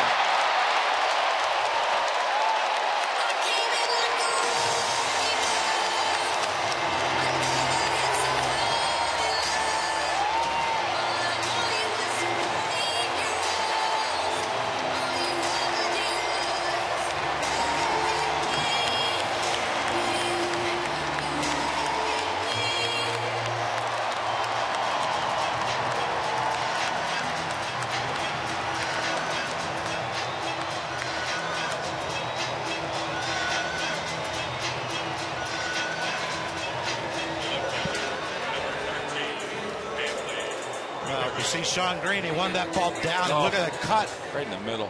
That ball cut right in the center of David Ortiz's wheelhouse. Look at this pitch. I mean, that ball's bell tied. That's pretty. Middle in, and when you're a pull hitter like he is, those are the ones you salivate on. If you're going to hit against the shift, you might as well just hit over it. That was a bomb. Number 18 on the season for Ortiz. RBIs 48, 49, and 50. And the Red Sox have the lead back now 4-1 as they bat in the bottom of the 5th.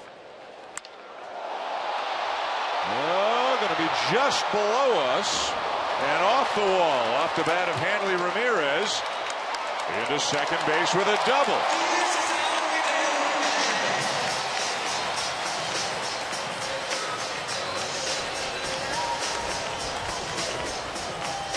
There's the guy who caught the home run ball from Ortiz. All of a sudden, it's turned into a party here at Fenway Park. Dan, I thought you were going to catch this one. I thought Crucky was going to. I thought we were pretty clear on the chain of command out here. I thought you were going to go out for it. Dive. I don't have a glove. I do. Here's a glove. No, that's yours. Yeah. Doesn't work when I use it. That's why you're up Pretty here. sure. Pretty sure we're gonna have the same result with me using it. Oh, there we go. Now I got one.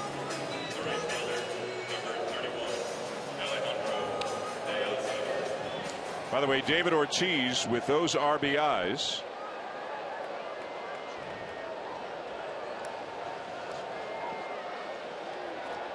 has just passed Al Kaline on the all-time RBI list and has tied Harmon Killebrew.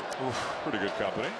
He's got 1,583 career RBIs. Now tied for 40th all-time. Kyle Ryan is up for the Tigers. Their bullpen's had a lot of work recently. A couple of extra inning games, and then Alfredo Simon had to leave, was pitching well, but had to leave with an injury yesterday. So they sent Mark Krause down to the minors and called up Kyle Ryan to go to a 13-man staff, an 8-man bullpen. Ryan just gets the call, and he's up in the pen.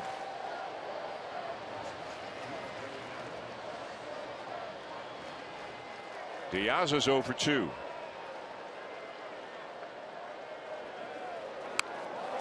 The bunt is down.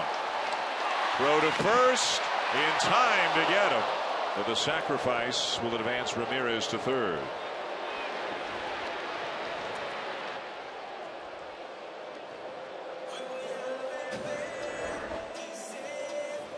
The third baseman, number 48, Tom Lowe. Close but out.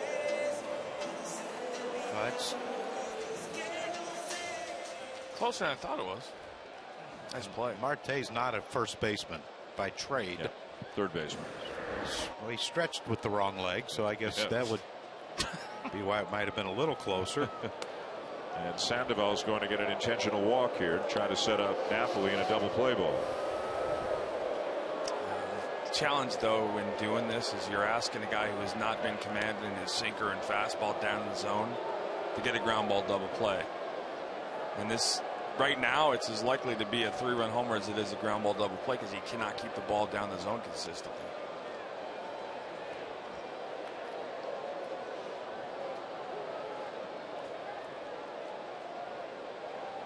Red Sox scoring 3 runs on 5 pitches in a 5-pitch span. Well, here this inning. Yeah, and we talk about this. When you're throwing the ball 89 to 91 miles an hour, you have to be precise. That's middle, right down the middle, and that's middle, and then that's middle, and that's you get away with one of those in the game. You can't get away with them 3 in an inning. That was.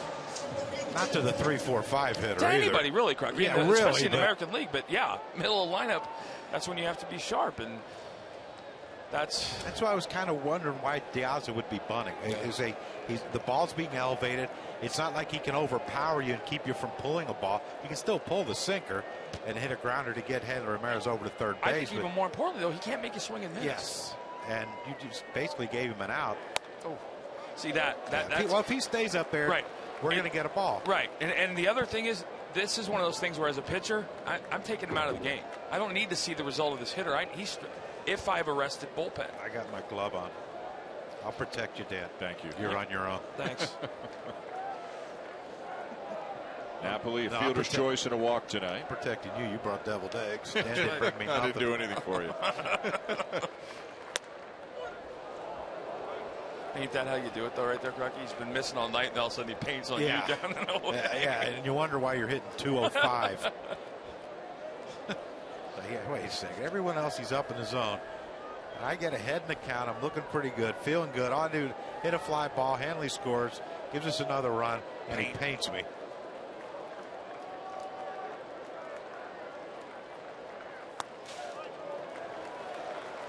And the other problem, Dan, is when he throws the ball in the strike zone, he doesn't do it in a way that teases you.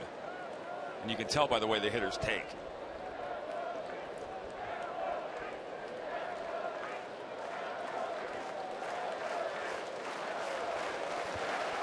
Three runs in already in the inning. The Red Sox lead 4-1 at the bottom of the 5th. Chop foul, 2-2. Ryan ready in the pen if needed.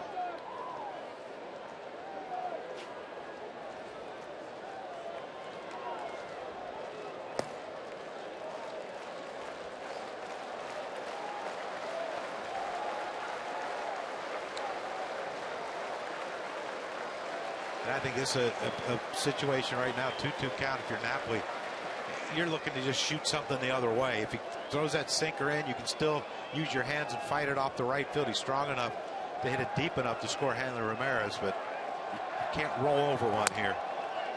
And if I'm Shane Greene, this is the ball game. This hitter right here is the ball game. If I don't get him out, I'm done. Yeah, it's his ball game. Yeah, that's what I'm saying. To have any chance to win this game, I need a double play here. I need to get out of this inning at 4-1.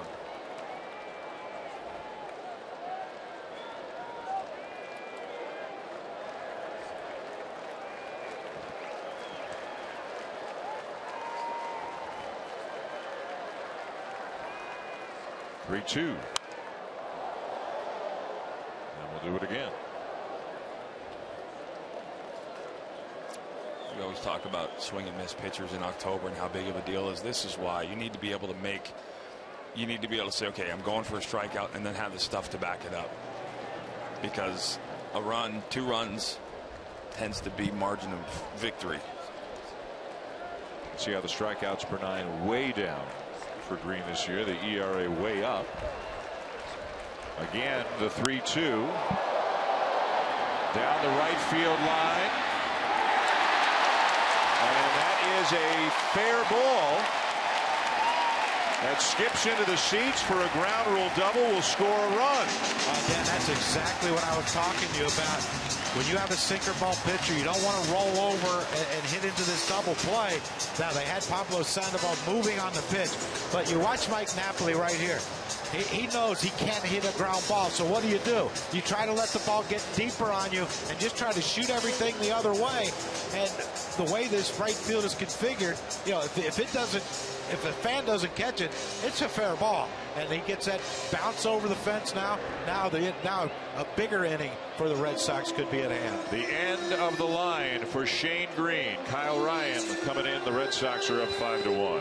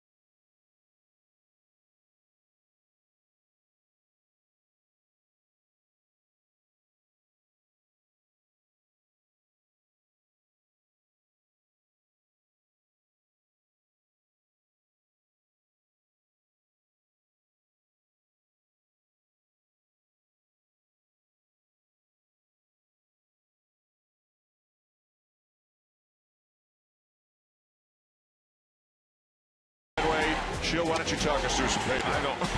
What do you want me to say? There he's striking out 5 guys, making all. This was a man amongst boys, and this was right at the height of his run when he was. I think he was mad that the guy got thrown out at second because he wanted to strike out 6. He won the MVP that night. It was one of the most special things. Even though I was the losing guy on the other end, that was the night Ted Williams was here. Yep. One of the most dominating things I've ever seen. By the way, those 5 guys were Barry Larkin, Larry Walker, Sammy Sosa, Mark McGwire, and Jeff Bagwell. A 4-year run that compares awfully well with arguably the best 4-year run any pitcher's ever had. Sandy Koufax's last 4 years. Again, the eras were different, the ballpark's different, and so forth. So the era was different. Pedro was pitching in and dominating. Yeah, yes. Wow, that's the greatest run in the history of the game. Yeah. Most dominating run in the history of the game. I think two of the guys that went in today, Pedro had the most dominating run, and I think RJ was probably one of the best free agent contract in the history of the game. Those 4 years, 97 to 2000. The first year was Montreal. Yeah. The last 3 Yep. were in Boston. Can you imagine if Montreal would have held on to Randy and him and Pedro going? Yeah. Oh, my gosh. Pedro mentioned Montreal in his speech today. Yep. Thanks some people who were there, and his final line on Montreal was, "And it's too bad you don't have a team." And one of many who wonders if Montreal will ever get a team again. Well, if there was no strike in 1994, They won the World might Series. still have a team because they were that good. What was that? Walker, Grissom, and who was the other outfit? They had Walker, Grissom, Alou, Moises, DeShields, Will Cordero, Lee Stevens. Yep. Wasn't Yep. that guy there? Yep. David They Dombrowski? had Kenny Hill. Yep. They had Mel Rojas, Fossis. They were unbelievable. They had the young talent there was ridiculous. They were 74 and 40. Yeah, they had UP actually. They had UP? Yeah, one of the downsides. UP was pretty weak. And they had probably I don't know from a position player perspective, I would have guessed one of the worst ballparks in the game to play in. Vladimir Guerrero, I mean, you look at the guys Andre Dawson, the knees that went early there, because that was horrible. Concrete. Oh, yeah. I think I loved pitching there because I was so miserable in the ballpark. There are groups still trying to bring a team back. Yeah. Find the funding, get a small open air stadium, like a Pittsburgh kind of stadium. Can they sustain a team? I don't know. I think it's kind of a chicken and egg thing. Can they get somebody to build a ballpark first? Can they get somebody to put up the money? I think they could. I think they could. It would have to be a small ballpark, natural grass, open air, that kind of thing. What are Montreal summers like? Are they nice, beautiful, like this, like Boston? We went there this summer. Well, we were inside. Not on our way to the park. I didn't leave the hotel room. So chill. Canada's like right next door. There's nothing between the United States. What is it? And Canada. Canada's America's hat. 5-1 Boston, bottom of the 5th. Welcome to my world. That's what I had to deal with. Yeah. Imagine that locker room. Yeah. Oh.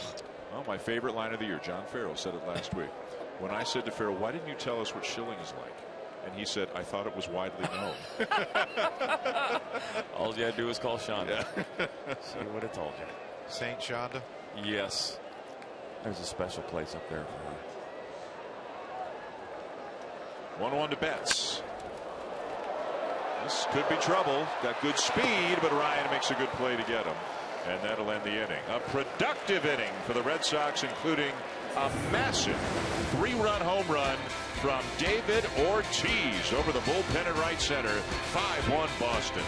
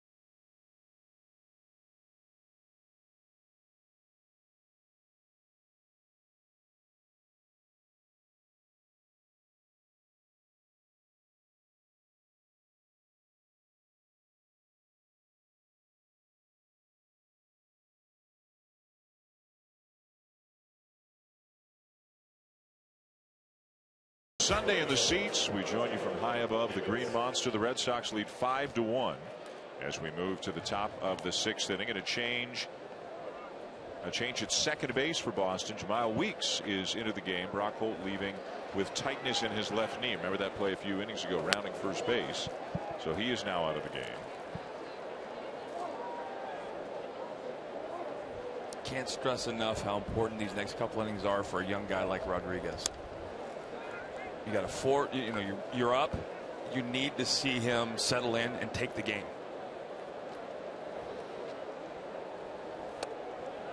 Rodriguez misses down and in. Rajai Davis the batter.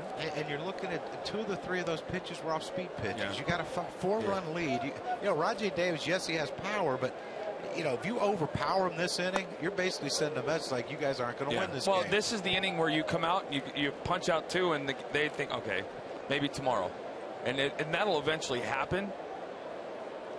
But these are the kind of situations. Oh. Young pitcher, young catcher. Well, what you want to do is you want to see him. You know, if I'm his pitching coach, I say, all right, listen, stay fastballs, move it around. Do not throw a breaking ball till they get a base runner. And you get he ends up finding out, wow, I can throw 85%, 90% fastballs like that. His 5th strikeout of the game.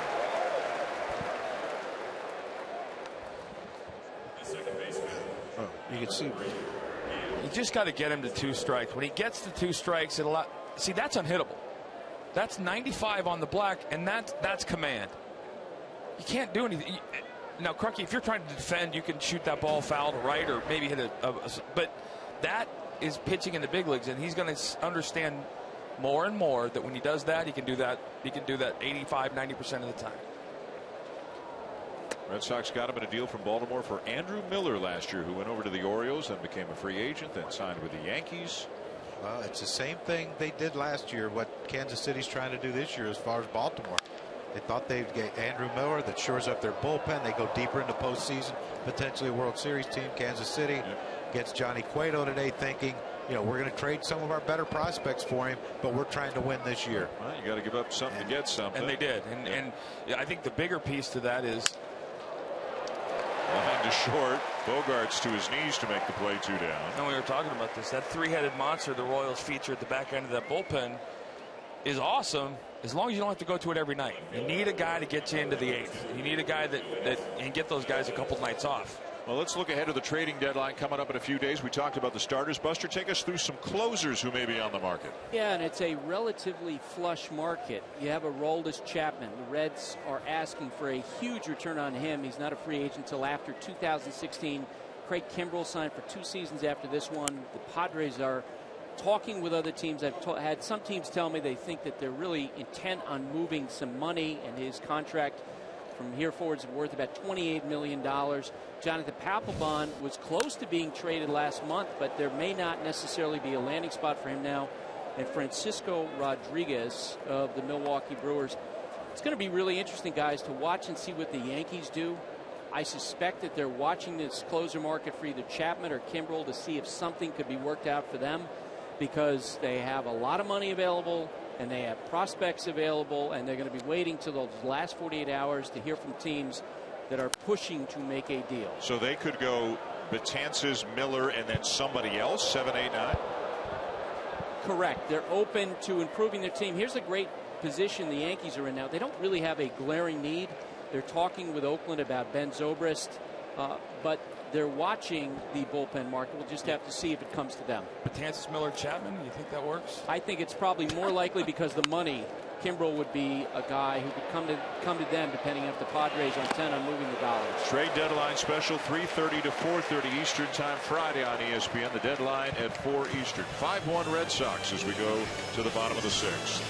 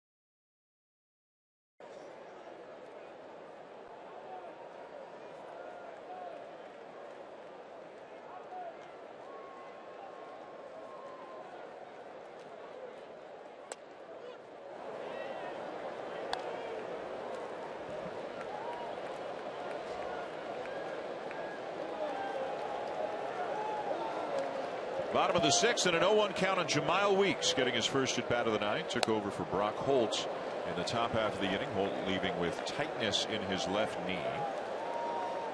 Weeks making his first major league appearance in a game this season. Spent the first half of the year with Pawtucket, hitting just .207. Spent time in the big leagues with Oakland, Baltimore, and the Red Sox. 1 ball, 2 strikes to count. After Weeks, it'll be Bogaerts and then Ortiz, who hit the big 3-run home run last inning for Boston. His 484th career home run.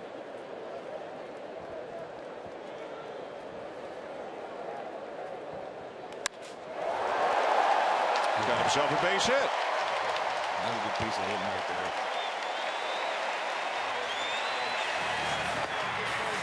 Every Sunday on Baseball Tonight, ESPN and Major League Baseball feature a local Little League program as part of our Sunday night coverage. Tonight, we welcome the Tewksbury Little League, located in Tewksbury, Massachusetts, established in 1954. 850 kids in the program, all divisions from T-ball to senior. And they're having themselves a good time here at Fenway Park tonight. Here's Xander Bogaerts, who is 2 for 3. A couple of singles. He has scored a run. Hitting over 380 in the month of July.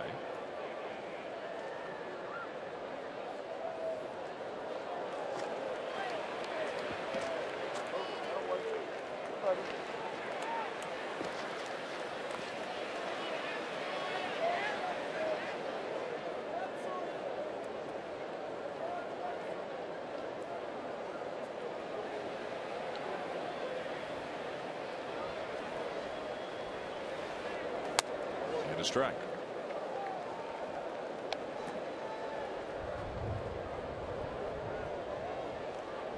5-1 6th inning, and Jamal Weeks. It wouldn't surprise me if he at some point looks to run in this at bat right here by Xander Bogaerts.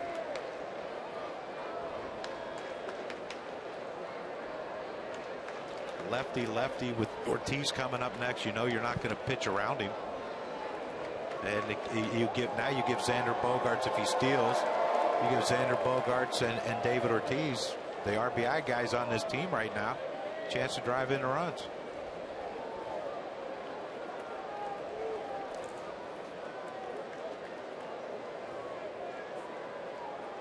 And Weeks wants to stay in the big leagues. Got to hit, steal a base. Everything you do looks good if you do it well. 0-2.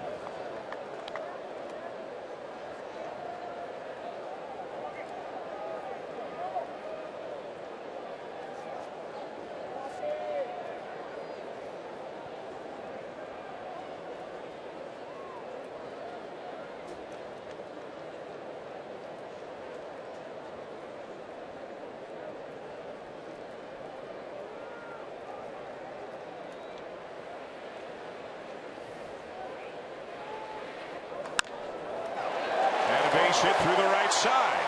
Weeks will make the turn, then he will put the brakes on. Throw comes in behind him, but he gets back in time.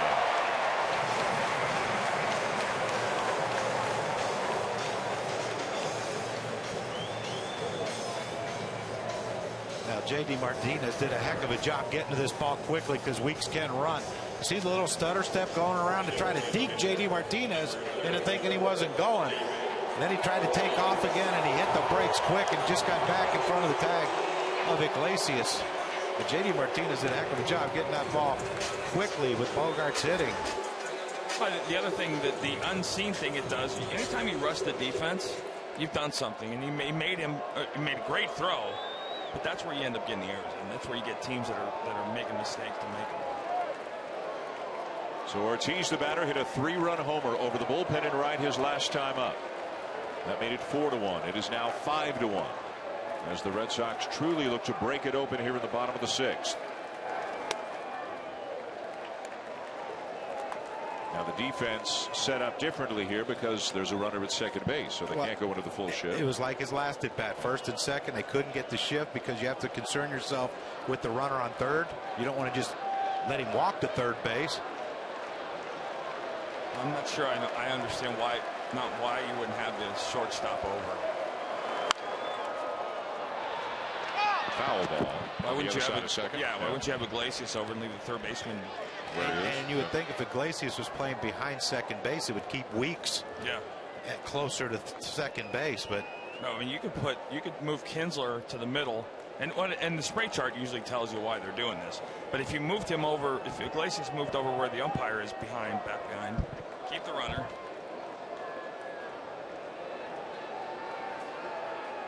Well, this has been a nightmare. Lefties have been a nightmare for David.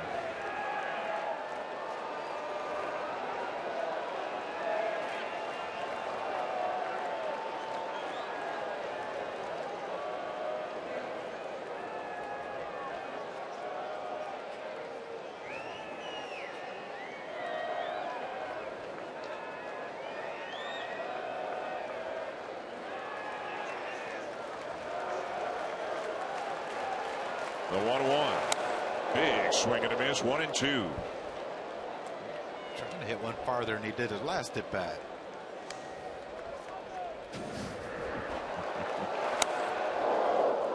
That wasn't. I'm going to try to shoot this the other way and try to load the bases up for Hanley. So I'm going to try to drive them all in so Hanley can hit with no one on base. But he had a strike to work with. Why not? Give it a shot. This is where I want to see him shorten up.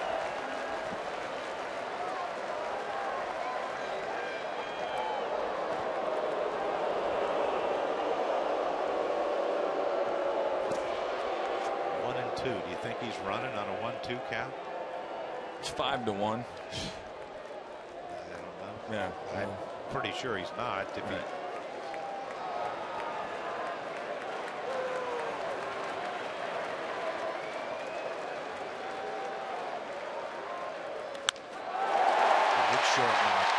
Base hit into center field. Weeks flying around third, heading home, and will score. Throw to third, not in time. 6-1 Red Sox.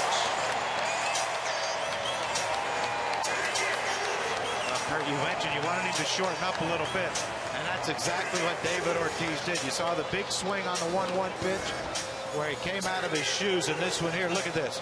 Is nice and easy. Stay on it. See the head down the whole way. Watch the head. How it stays down on this ball the whole way. And it's not. I'm not trying to hit the ball. I'm not trying to pull it. I'm not going to roll over. I'm going to stay in the center of the field. It's a base hit. A great base runner by Xander Bogaerts. He got a great read. And as soon as he saw the throw going home from Rajay Davis, he took off running. And even with the great cut and a great throw to third, he was in safely at third base. So tonight he has now passed both Al Kaline and Harmon Killebrew. Now 1,584 runs driven in his career. He's got 4 of the 6 RBIs tonight. 6-1 Red Sox. Still nobody out in the inning. Nobody up in the Tigers' pen, and here's Hanley Ramirez, 2 for 3. The Red Sox have 14 hits in this game already.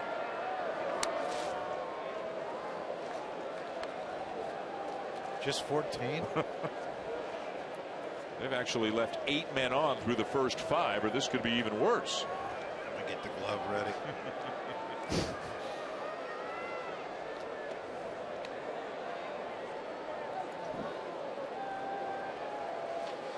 This could be it. He's got 19 of them.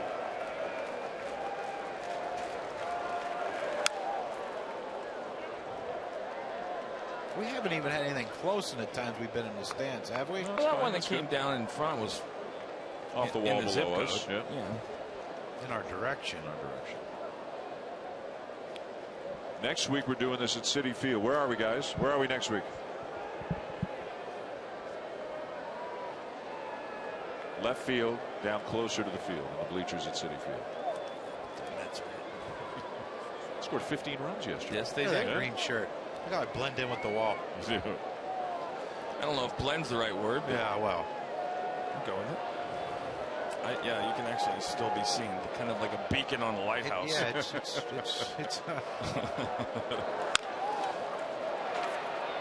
coming home and in time to get him. Bogaerts out at the plate. Fielder's choice, first and second, 1 out.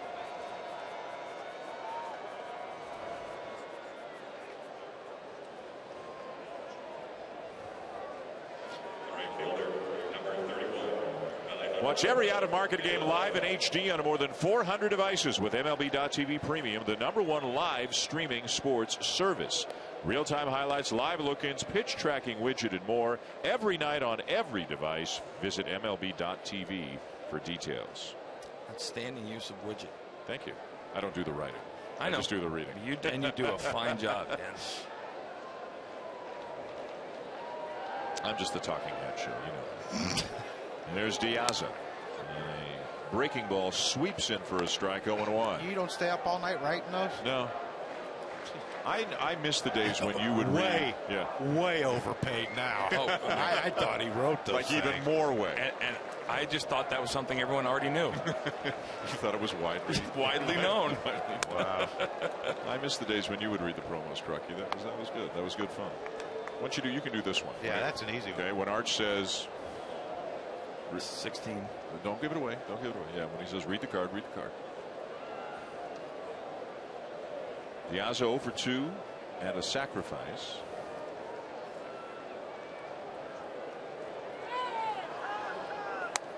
Time called. Ryan released the ball anyways, but no pitch. Just be glad Pedro retired. You didn't take kindly to that. Well, this next pitch will be right around the armpit. Inside the shirt. Oh, yeah. Inside the jersey when the pitch was done. Just ask Gary Sheffield.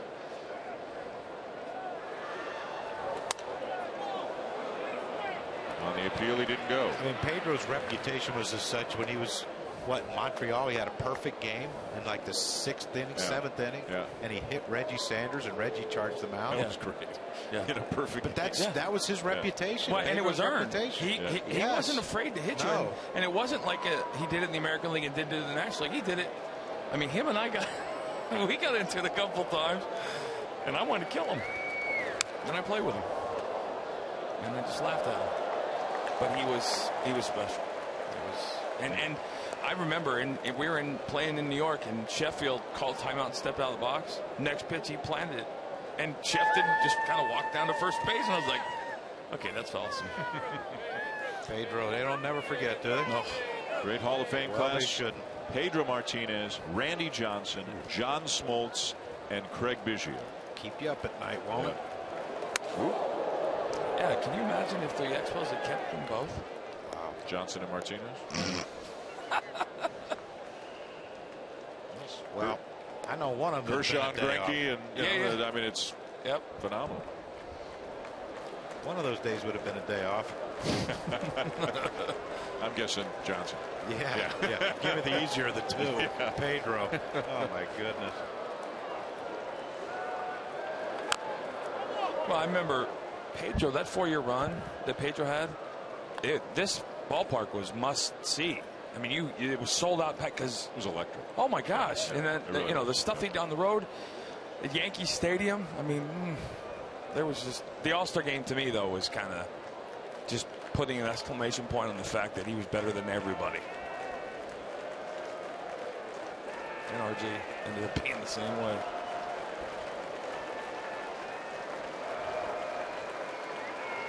Again, the 2-2. Swing and a miss. He got him 2 down.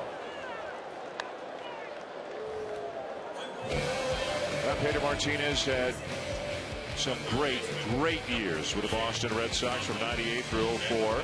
Went 117 and 37, 2.52 ERA, won 2 of his 3 Cy Youngs as a member of the Red Sox.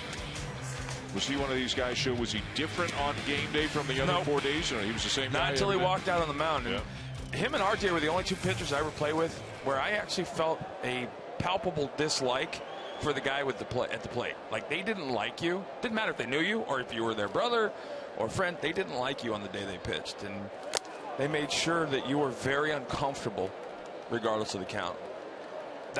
Those numbers right there, the one that just 80 games over 500 in 7 years. 80 games. Winning 80 games in 7 years is pretty decent. 117 and 37, and then the stuff he did in the American League again. It blows away anything I ever was witness to. Here's Pablo Sandoval, who has given up switch hitting. He was hitting so poorly right-handed that he's now hitting lefty against lefties as well, and he's doing a pretty good job hitting as a left-handed batter against left-handed pitching. Sean Farrell told us last week that they worked on him with the curveball machine from a lefty curveball just so he can look at it and get a to see what it's going to be like. And he said, okay, I can do this. And so far, so good. That 187's combined as a right-handed batter and as a left-handed batter. As a righty, I believe he was 4 for 42 as a right-handed batter. There it is. Excuse me, 2 for 41. Oh, it's a lot worse. Yeah, 2 for 41 as a righty against lefties. So then he started hitting lefty against lefties, and he's hitting almost 300. You got to tell me, I've seen so many guys who I thought should have done that. We played with one. Yep.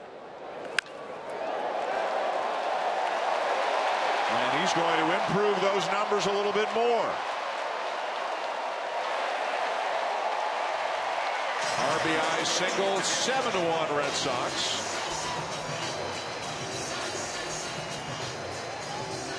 Let's go down to Buster. Chill, you mentioned the game that Pedro Martinez pitched at Yankee Stadium in 1999. In the second inning of that game, Chili Davis hit a home run.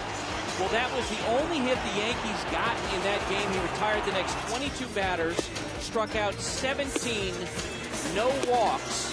Chili Davis is now the hitting coach of the Boston Red Sox. I talked to him about that home run yesterday, which was number 349 of 350 in his career. And what he remembered was watching Pedro come out with a vengeance in the first inning, pounding hitters inside. He turned to Tino Martinez and said, you know what, I'm old. I better jump on that first fastball. Think about how great he was after that, guys. That dude can hit. Wow. Chili? Oh, yes, he could. But you saw every one of those strikeouts, 0-2, 1-2, 0-2, 0-2, 0-2. No waste pitches. So it's advantageous to get ahead in the count? Yeah. Wow. Yeah. What a novel idea. But, you know, you hear these little league coaches in the high school, 0-2, waste a pitch. You know, how about straight Maddox, hey, I'm getting you out. On or out. Here's Napoli. 2 more runs in for the Red Sox this inning. They're up 7-1. As they try to take the series from the Tigers. Red Sox have lost 9 of 10 coming in. The Tigers are a game under the 500 mark. 3.5 out of the second wild card spot right now in the American League.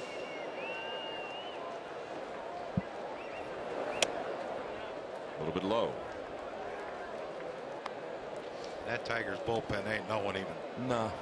They're as far away from the phone as they can get. They don't want to come in this one yet. 7-1.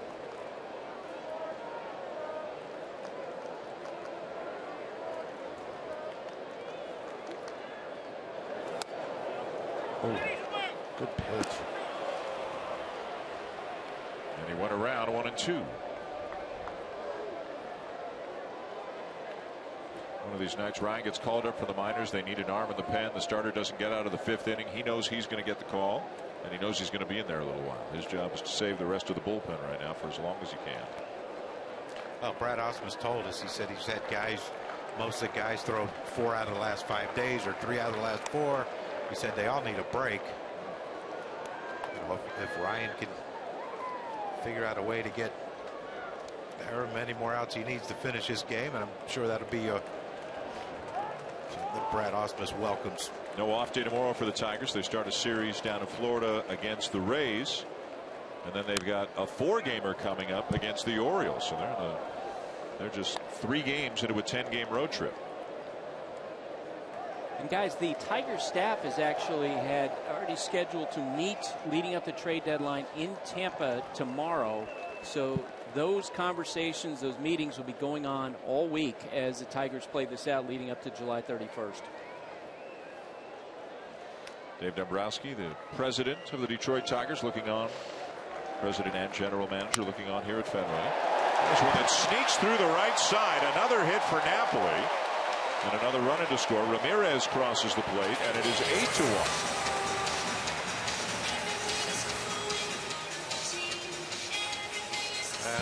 These are things that can get a guy going. Mike Napoli got the ball to double down the line, the right field line, the ground rule double, and scored a run. And now this one here, you can see it. He's not pulling off. He's staying on the ball. He lets that ball get really deep in the zone, and knowing that you had a runner on first base, you had a little hole open there. Why not take advantage? And You know, 2 hits for Mike Napoli means the world to someone who's struggling like he is. 16 hits now for the Red Sox. Their season high is 19. Napoli's got 2 of them. He's driven in a couple of runs. They got 7 more outs to get. They might get it. Neftali Feliz up now in the Tigers' pen. Blake Swihart is the batter. That ball's crushed. Out. Davis will catch it just shy of the wall to end the inning. The Red Sox keep adding on, though, and David Ortiz was a part of it again. He's had a big night. He's had a 3-run homer. He's had an RBI single. He's got 3 hits in this game, and it's all Boston.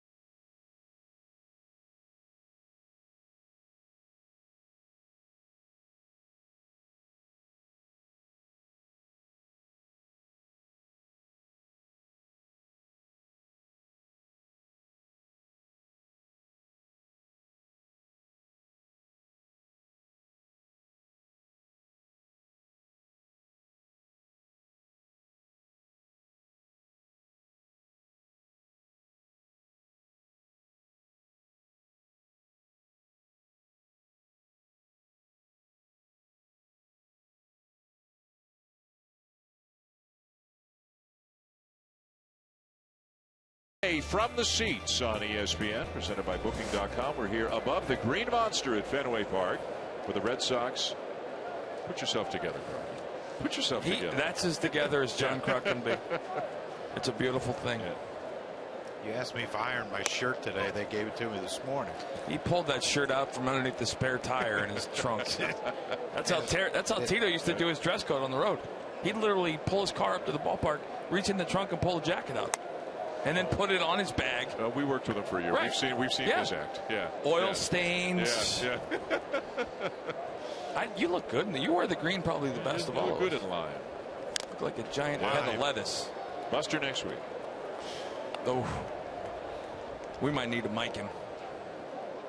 He always has a mic. No, for make sure we can hear what everybody else is saying. Okay. Hey, anything you guys say doesn't bother me. I'm telling you, having my whole life as a colorblind person, I don't care. We want to hear it. I don't care if it hurts your feelings. We'll make up for it at the meeting. We'll laugh with you, not at you. We love him. 2-2 the count on Victor Martinez, leading off the 7th for the Tigers. Eduardo Rodriguez still in the game for Boston. This is his 11th major league start. And this would fall into the category of one of the 8 really good ones that he's had. There's been no middle ground really for him. Well, this is where, if you have a veteran on the staff, you teach this kid right here. Every out you pitch as if it's 1-0. You don't ever let up. And you get him that mentality. And tonight has been just a classic example for him to learn fastball command, because he's had it tonight.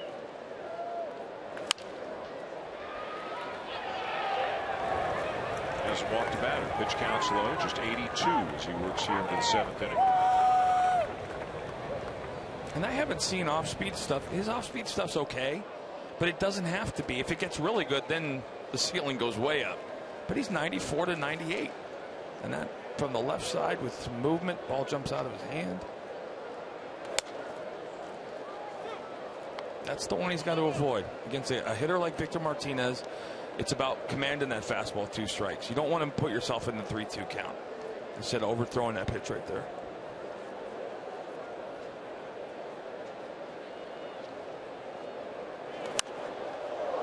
Good adjustment. Those are the little things, Dan. Like that first pitch, ball went up and away. Now he called the catcher, goes right back to the second. Swire goes right back to the same pitch. He makes the adjustment and makes the pitch without the pitching coach coming out. And what you're seeing is a young kid becoming his own pitching coach in during the game.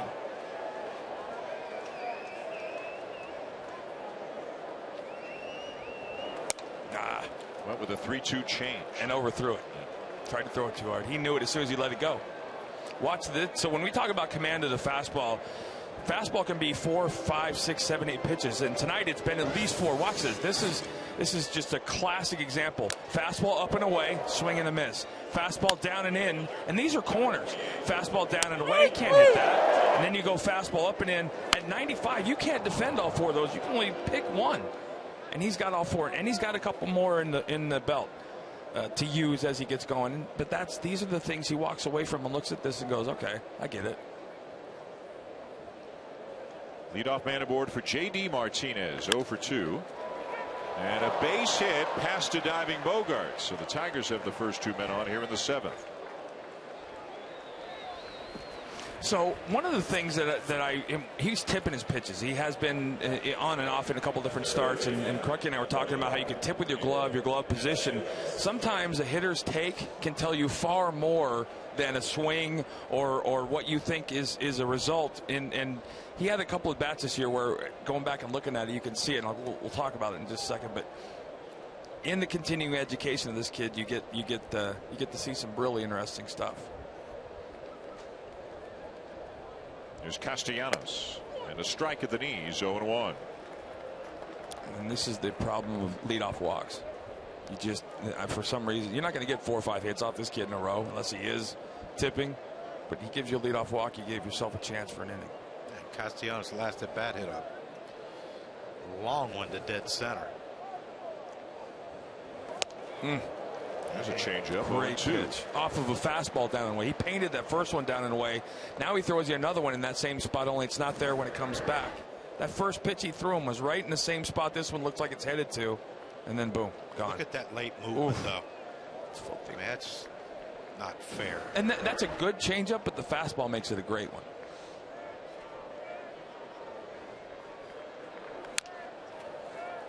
The home run that Castellanos hit back in the 5th inning was measured at 445 feet. Now, see, you saw that swing. He's kind of jumping out there, leaning, pulls that ball. Now, this is where a veteran pitcher fires a fastball in, and he doesn't overthrow it. He tries to hit the glove and freeze him. If he doesn't freeze him, he's going to. Well, nothing you can do with it. Castellanos swings, he's going to hit it off his wrist. Yep.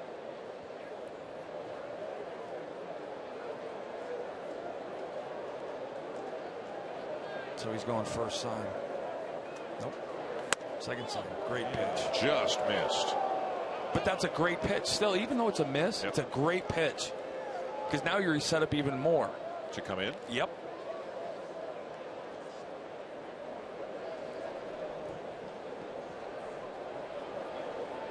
And they're using the second sign, too, with the runner on second.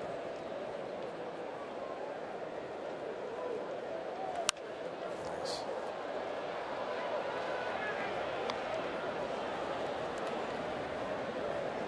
Yeah, if you're a fan of the team, this is one of the things you watch in the little things. He's starting to do them, and he's starting to do them more consistently, and he's going to do some special stuff.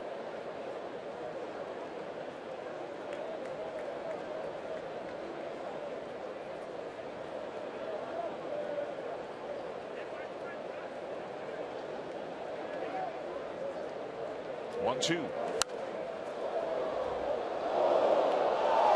You would like now, yeah. I would like to see him come in. Yeah, more and that's what I was just going to say. The issue right now is he's not comfortable throwing the ball into this guy for whatever reason, scouting report or whatever.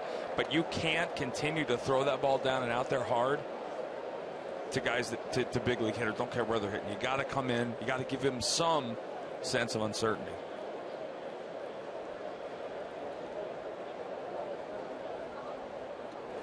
Oh, there he does it. Yep. And if that's a strike, he takes it. Yep. Couldn't hit it. That ball's nowhere near him. Impossible to hit if that ball's in the strike zone. But now I'm betting as a pitcher that the hitter's looking away now, because I've thrown so many away, one end to get you off the ball away. Now, if you double up, I don't think he can hit that.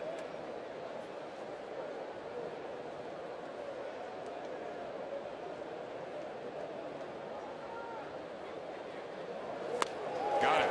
Change it. Great pitch. 6 strikeouts tonight for Rodriguez.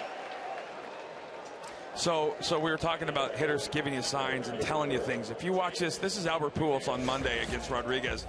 First pitch slider, watch the take. Watch, he's tipping, he's showing it with his glove.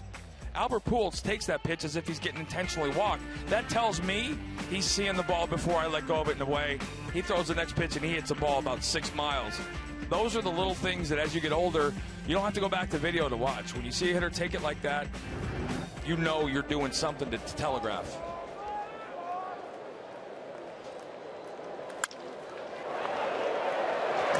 There's 1 and 2 to turn the double play and end the inning off the bat of James McCann. 7 strong for Rodriguez tonight. 7th inning stretch, 8-1 Red Sox.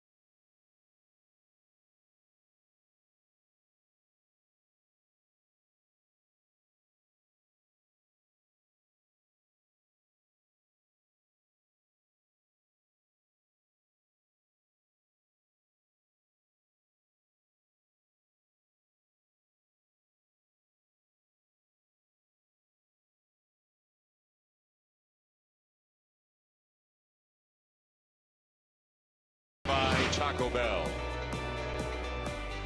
It's all Red Sox as we go to the bottom of the 7th. They lead Detroit 8-1. Now time for our high strength performance, brought to you by Chevy Silverado.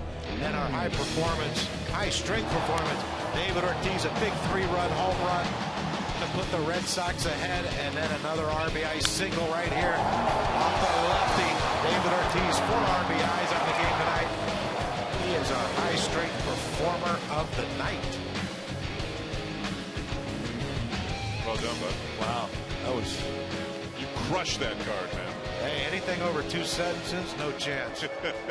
2 periods, are you done? Done. 1,584 career RBIs, passing Al Kaline, Harmon, and Killebrew to 34th on baseball's all-time. And he shows me up with that stuff. Right. Here, you can take it. I didn't know it.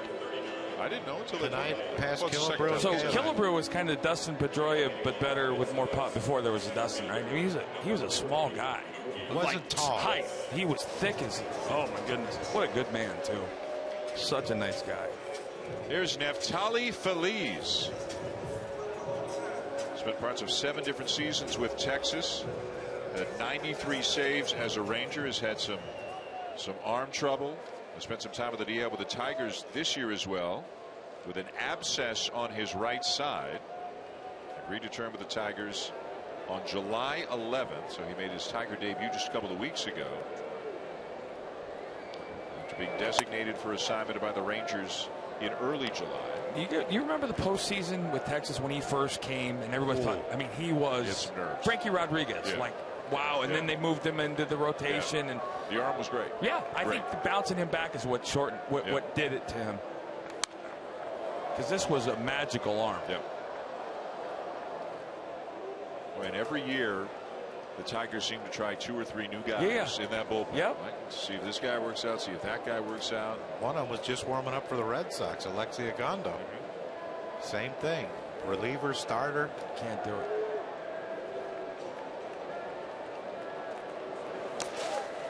I'm at the point now with the draft. I mean, you saw the Royals trading Brandon Finnegan. He was their #1 pick. Yep. They put him in the. You don't draft relievers.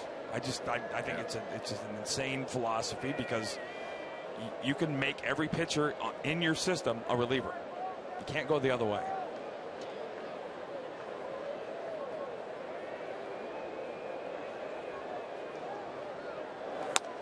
Fastball away, 2-2. In Toronto, was similar. I don't know if it's similar, but Aaron Sanchez, who's got a great arm. I mean, a great arm. Big arm. Big arm. Draft him as a starter.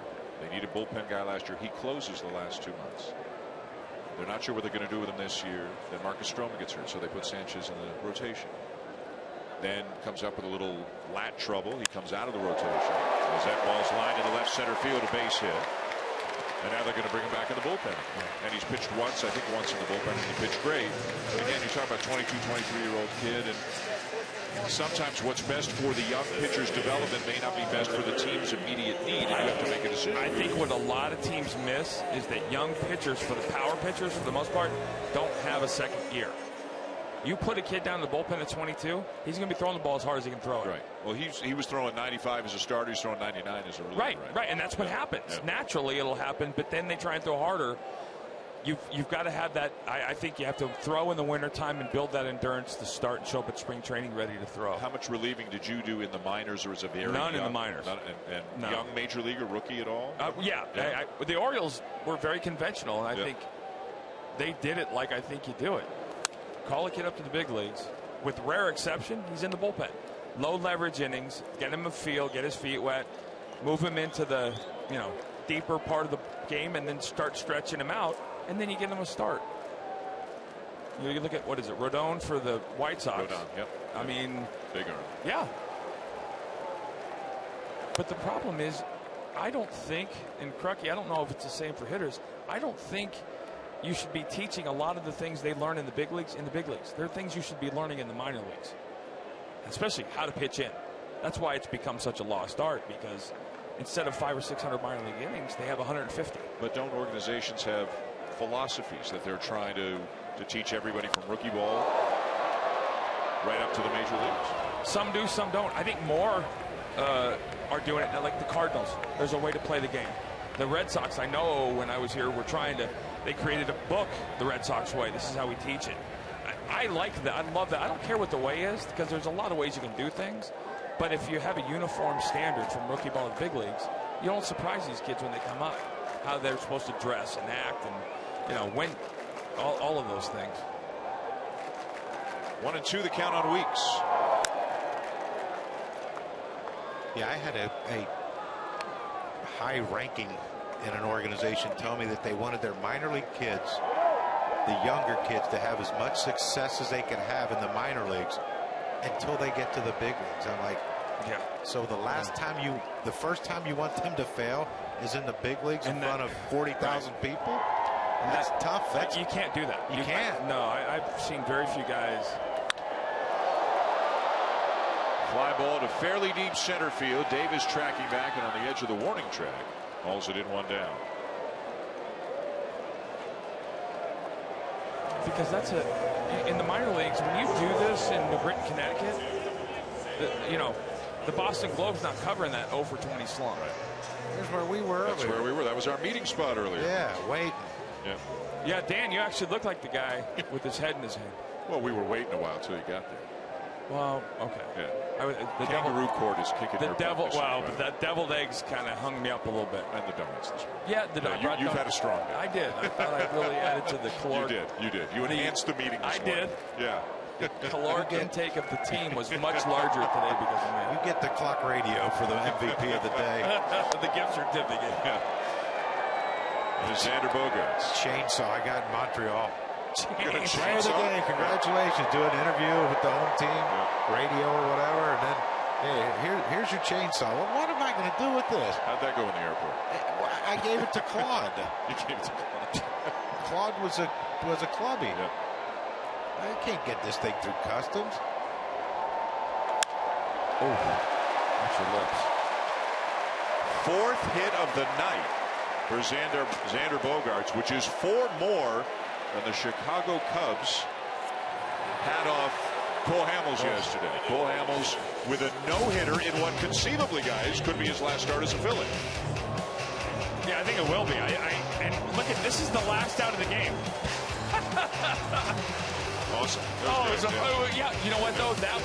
There were a lot of people talking about his last couple outings, struggling in value and this and that.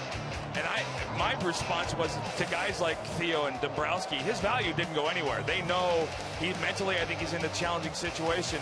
That was as dominating no-hitter as you're going to see. Last fastball I saw was 96. Buster's talked about the Rangers and the Dodgers as being the top 2 teams. The Rangers maybe, although they might not be in it this year, trading a guy like Gallardo, who's a free agent at the end of the year, trading him to the Dodgers and then acquiring Hamels for the future. The Dodgers sure seem like a team that's going to go out and get somebody, another starting pitcher as quote-unquote their number 3 guy with Kershaw and Greinke. And there are also rumors that nothing is going to happen because McPhail's not going to let Amaro do anything. I don't think Ruben does anything. If anything happens in Philly, I think it happens because McPhail either okays it or makes the deal himself. Yeah, it's hard to tell what's going on. I'll be there next weekend, so it's going to be. I actually won't. I was supposed to, but I'll miss you, so you can tell everybody I said hello. Pat Burrell's going into the Phillies Hall of Fame. Right, so Crucky will be there for the Phillies annual Hall of Fame thing. We'll have Aaron Boone with us. Right? Can't wait for that speech. I can't wait. We got Booney. Booney's got the green next week. Hello, Crucky. Home run.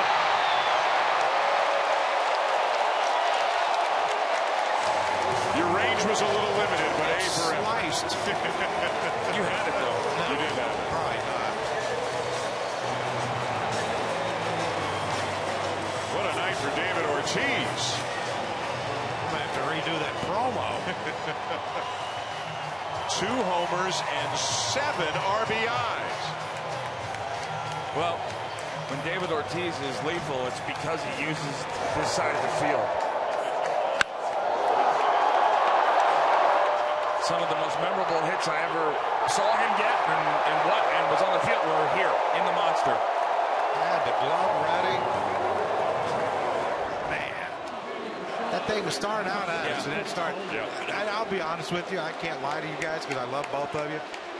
I was praying that thing was going to slice. I'm going to be honest with you. So was I. Yeah. I didn't want to shoot. I didn't want to see the ball and you and me and. No. We could have all three gotten hurt on the same play. No good could come from that. None. Curtain call for David Ortiz at night after he was booed rather loudly here at Fenway for not running out a ground ball. That's how great ones make up for their mistakes. Good for him.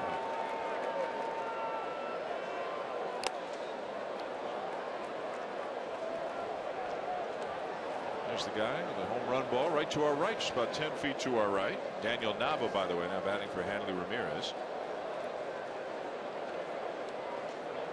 Did he even have a glove on? Did he catch it on the fly? No, I don't. Bounce. Did he catch it on the fly? No. Yeah, the two. What, did it hit your hands? Yeah, he clanked really? it. It's okay. It wasn't on national TV or anything, so you're good. Yeah. Not like no one saw it.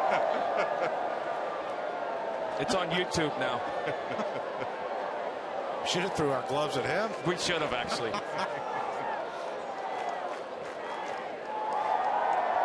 I think the reason it deflected is because of the cans in front of him. 7 RBIs for Ortiz, by the way, a new career high.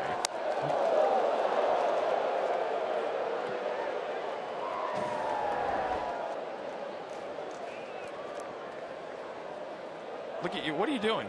Hit him right in the hands. Look at Crucky holding the glove out. Like, that's the, what is it, Zapruder film? Look at Crucky. I was saving you. No, you weren't. You were holding it below my face. No, I tried to hold it in front of your eyes. Then pull it at the last minute. And Nava's gone. A lot of love. Hey, Yeah, look. did you think to bring a glove? I mean, it's not like you're sitting near the field of play or anything. Or a ball comes up, never comes up here. Holy cow. What are they drinking? What? I don't even know what that is, but it's not soda. It's And these guys are the beneficiaries, right? With more cans in front of you, got the ball. Right. They played it smarter than you. Yeah. They played the carom well. Yeah, let it roll to a stop and pick it up. Yep. Well, Crucky, you want a little action. We got a little action. I'm disappointed he had his hand on it. Yeah, better him than us. Better him than us. I would have caught it. What? Yeah. Stop. No. That would have hit me right in the temple. And then falling into your glove. Well, Les, you use more of us. Oh, that's one of the best lines I've ever heard. Son. Oh. Chill. Less of you is more of me. Yeah. He was asking for a miracle. Hey, they're at 19 hits. We were wondering if they're going to get there. They ain't done yet. Nope.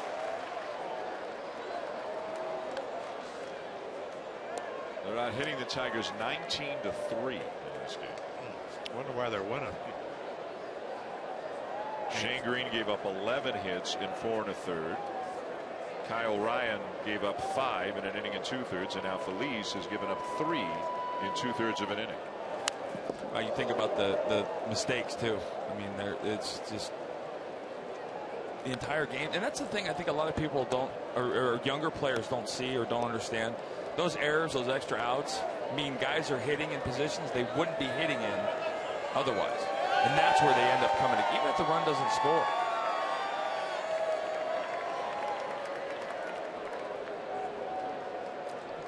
Two. Castellanos giving chase, won't have a play.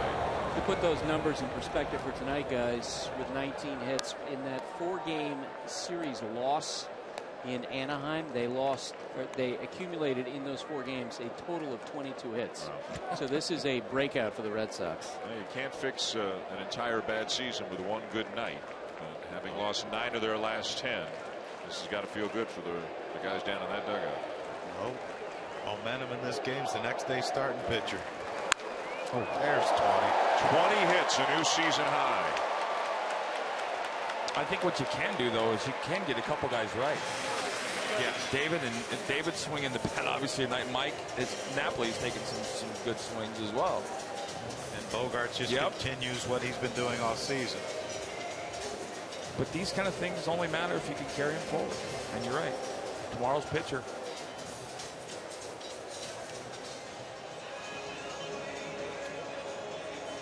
The best seats at every ballpark for every game. Visit MLB.com/tickets today. Sunday Night Baseball on ESPN from Fenway Park. More activity in the pen right now for the Tigers. Left-hander Ian Kroll is up.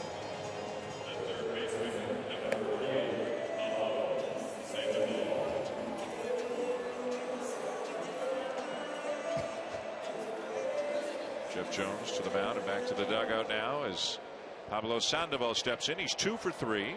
A couple of singles. He's driven in a run and also been intentionally walked. 11-1 Red Sox in a game that was scoreless until the bottom of the 4th.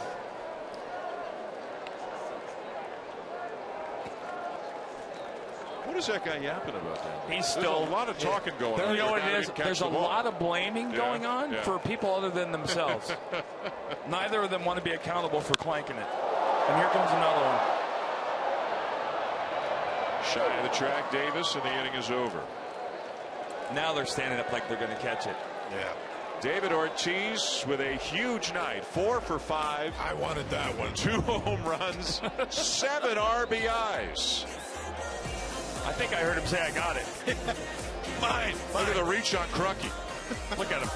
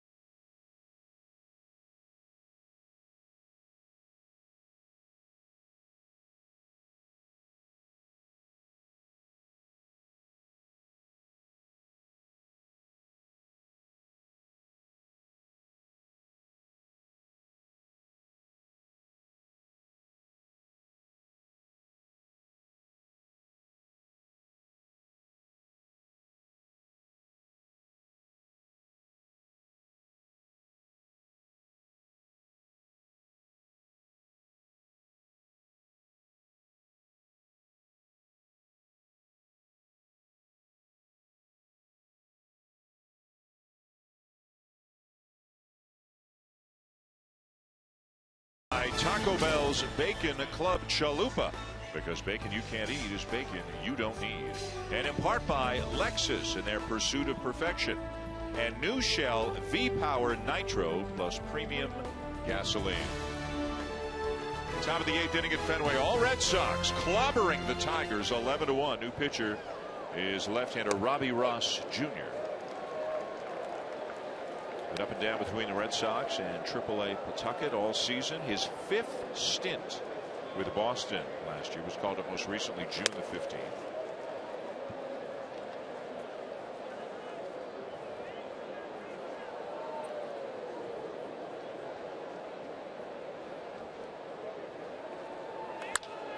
Whoa, line back to the mound for out number 1. That's why you finish facing the hitter. Ball will find you. Watching him throw, and honestly, over the next couple of days, look at that. Perfect finish. Athletic finish. Look at that. Finish. Boom. In position. Kind of deked him a little bit. It didn't even change. Yeah, it did. Yeah. But honestly, if you're the Red Sox right now, you're conceding the fact that you're not going to win the division. What parts are you planning on having next year as part of your team, and what parts can you move in the next week to make next year's team better? Daniel Nava staying in the game in left field after pinch hitting for Hanley Ramirez, and that's one of the things. You can look at some teams that aren't contenders, and you can easily identify 3 or 4 guys and say they could get something for him, they could get something for him. I'm not sure it's as easy to identify major pieces, at least on the Red Sox. I where agree they with do you that. there. This is really hard because look at this. A lefty reliever. Everybody's looking to add a lefty at the deadline if you can make the right deal. But for the Red Sox, everyone comes with a contract question, just like the Phillies. Because if you're purely trading like they did 25 years ago, talent for talent, the deadline's going to be nuts. But now it's, are you going to take the $28 million owed to this guy, or are you going to shell out 3 prospects for a guy that's a free agent? Are you going to pick up my option? Yeah. My vesting option. Will you pick it up already? Some of these contracts are just. I guess teams have to do it. I would never sign a guy where you have games played or at bats. Well, David Ortiz has that. He's got plate appearances. Exactly. That can invest for the next couple of years, and I think each 25 plate appearances he gets up another million and another million, and I mean they're looking at definitely him being back next year, possibly the year after that as well. Well, I get the reason for doing those things is because you don't want to be in a situation where the guy blows out and in the next to last week before the break, and all of a sudden you owe him $20 million next year and he can't play. I think what you end up doing though is you put the manager in a situation like now. That's what I mean. Yeah. No, I agree. I see why both ways. Ground ball to Sandoval at third, scooped out at first by Napoli. 2 down. Let's go down to Buster. Yeah, along those lines, guys, with those little things added to the contracts, that has really complicated what the Phillies have been doing over the last few years as they've been talking with other teams. For example, about Jonathan Papelbon, who they got close to trading in June, but he has a vesting option for $13 million for next year, depending on how many games he finishes last year and this year, and he's closing in on that. And other teams are telling the Phillies, look, you're going to have to eat a whole lot of that $13 million for next year, and they've had similar situations with other players as well. I'd like to know, say this year, for example, how much money is being eaten by teams? Guys who have already been traded, who are playing for other teams. Like, Josh Hamilton, probably the biggest current example in baseball. Prince Fielder. Detroit's picking up a good portion of his deal. Yep. It'd be, if you added up all the players who have part of their contracts being picked up by their former teams, you'd have a pretty big number. You're looking at teams with $230, $250, $70 million in player obligations because $60 million of it's paying the players to play for somebody else. And that's, but here's the dichotomy of the challenge now is, do you make the deal to unload the contract and not get the prospects? 3 up, 3 down. Ross gets the Tigers in the top of the 8th.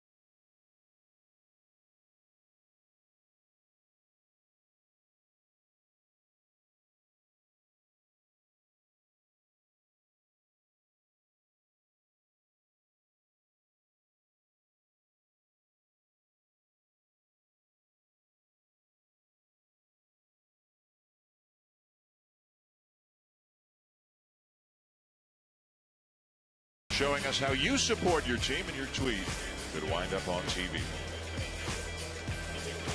Your tweet can wind up on TV. That's pretty good, Greg. I wish I could sing like you. They're having fun. It hasn't been a great season. 57 hits tonight. 11 runs on 20 hits for the Red Sox, leading the Tigers 11-1. Lots of changes for the Tigers here in the bottom of the 8th inning. Rajai Davis goes from center field to left field. Anthony Gose is in center right now, so Cespedes is out of the game. Andrew Romine is at second base for Ian Kinsler.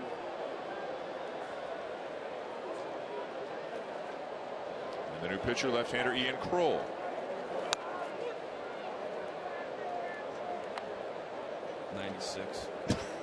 First, well, it's only his first pitch. Hasn't got a feel for the mound yet.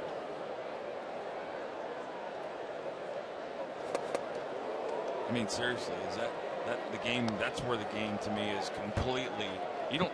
If you're throwing 89, you better have something filthy tricky, because you're the middle guy, thumber on the staff. Everybody throws 95,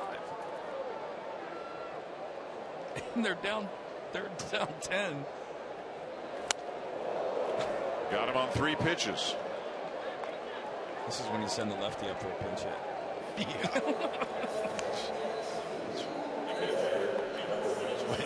That's when you know the manager's not real fond of you. That's like, sending Moustakas up to face Chapman. Follow your favorite team and players all season with MLB.com At Bat, the #1 app for live baseball. At Bat is up to the moment, at any moment, You're with rushing. in-game highlights, live look. I want to watch the hitter. Live look-ins, replay reviews, radio broadcasts, StatCast, and more. Get MLB.com At Bat now. Good. Strong finish. I wanted to be just like you. Wow, that's impressive. I thought your pace was good until he interrupted. You're rushing a little bit. I thought his shoulder was flying open. No, I thought he was finishing well. Just getting overthrown. Honestly, I think there was a little jealous. Yeah, I know. I felt it. Now the umpire gets whacked with a ball. He's really happy. Hey, you know what? Chin up. You'll get him tomorrow. You're at third base.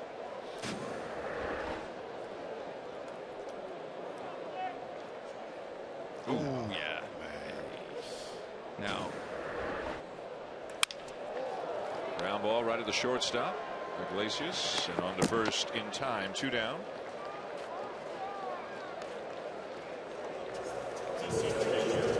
For those of you looking for Sports Center right now, it is currently airing on ESPN News. We are here in the bottom of the 8th inning at Fenway Park. Sunday night baseball on ESPN. The Red Sox leading the Tigers 11-1. A loss tonight will drop the Tigers 2 games under 500. The team that is currently occupying the second wild card spot, the Minnesota Twins, lost today. So the Tigers won't technically lose any ground on that one team at least. But it's a scramble right now for the wild card spots. You got the Angels and the Astros battling in the American League West. One of those teams also in the wild card race. You got the Tigers, you got the Blue Jays, you got the Orioles. You got the Rays. Do we think the Mets are contenders? Are they, over the National League? Yeah, the Mets. I mean, Washington's not getting away from them. Do the Mets make a deal where they give a player and somebody takes Bobby Bonilla's contract? How many more years is he going to get paid? Like 62. Yeah. He bets the batter. I saw him at the All-Star game. I said, man, you're the smartest man in baseball. Betts flies out. We're headed to the 9th.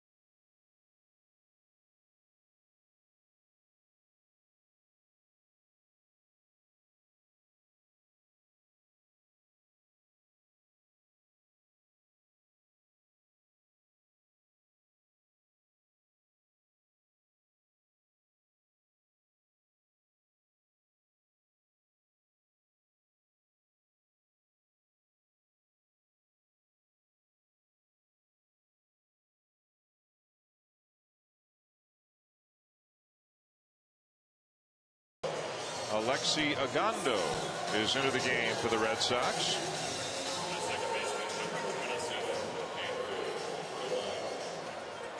Andrew Romine will be the first batter for the Tigers. Ogando, another guy looking to get that career back on track. You guys mentioned him a little bit earlier. He's had some injuries at one point. Another big time arm. Oh. Bullpen starter. It's like ex-Ranger night here out of the bullpen with Phillies and Ogando. First pitch swinging, and Romine grounds out to Napoli. That way, he was part of that bullpen with the Rangers Cardinals World Series where LaRusse and Wash could, third, fourth inning they had guys up. Third, fourth, second, third. But that was a big arm. Good night for the Red Sox from the standpoint of your young starter threw 7 great innings, pitched well with a lead, which is not easy for young pitchers sometimes.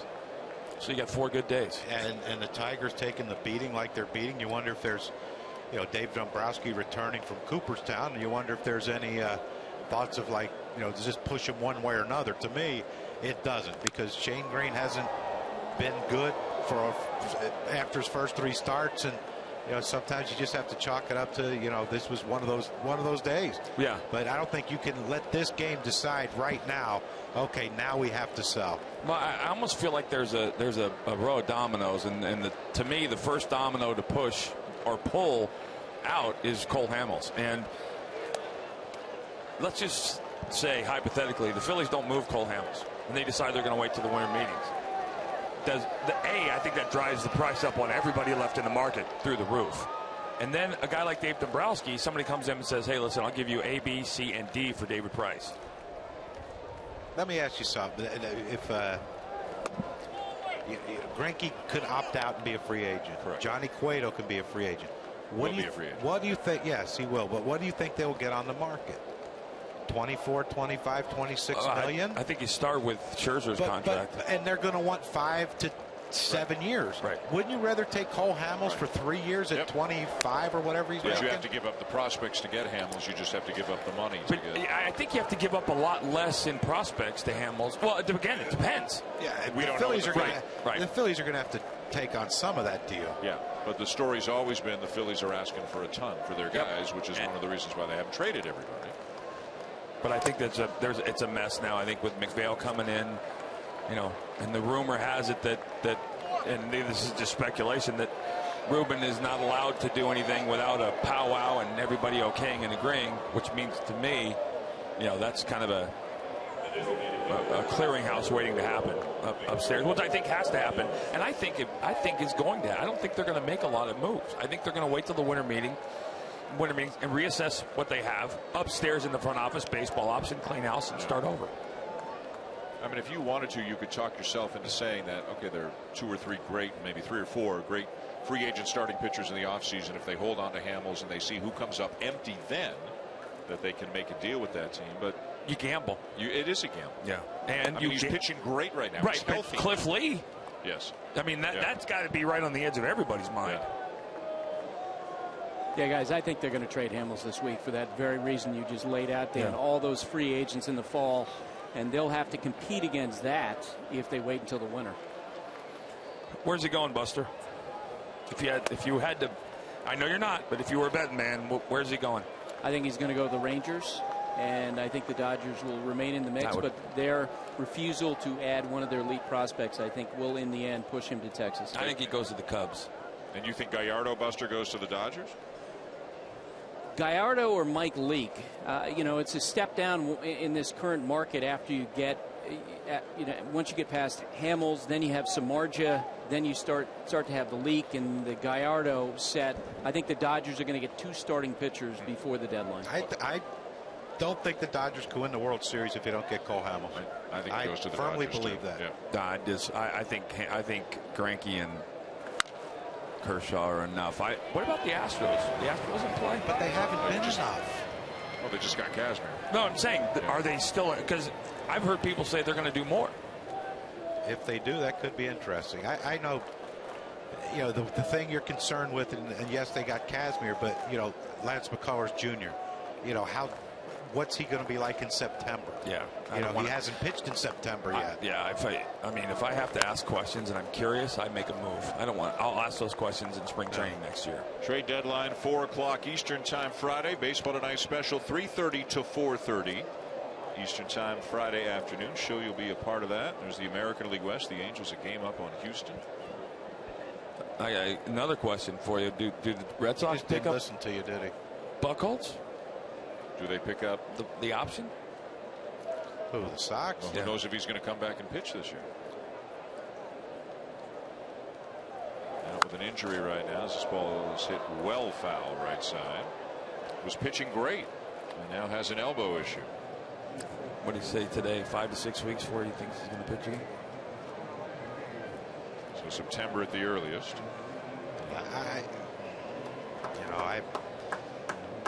Red Sox got a lot of decisions they have to make, but I think that's a big one.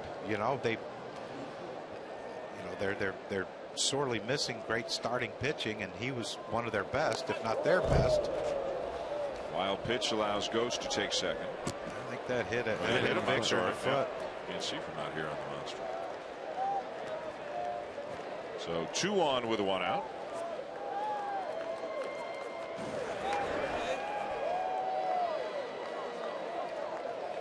Raise the top of that right foot. Hit that protector. What was that thing when we were playing in Houston? Every player had to wear that shin guard. Yeah, I think that's Kevlar. All right, we got 1 out. Alan Trammell. Should have a plaque in Cooperstown. What a player he was. Oh, boy. Yeah. That season he had an 87. Yep. Was that the year they started out 35 and 5? No, that was 84. 84. Yeah. 35 and 5. That's a good run. Yeah, they were like 20 games up in April 12th. Yeah. Jack Morris had 8 complete games. In May. By his 4th start. Trammell and Whitaker. Whitaker and Trammell. For years.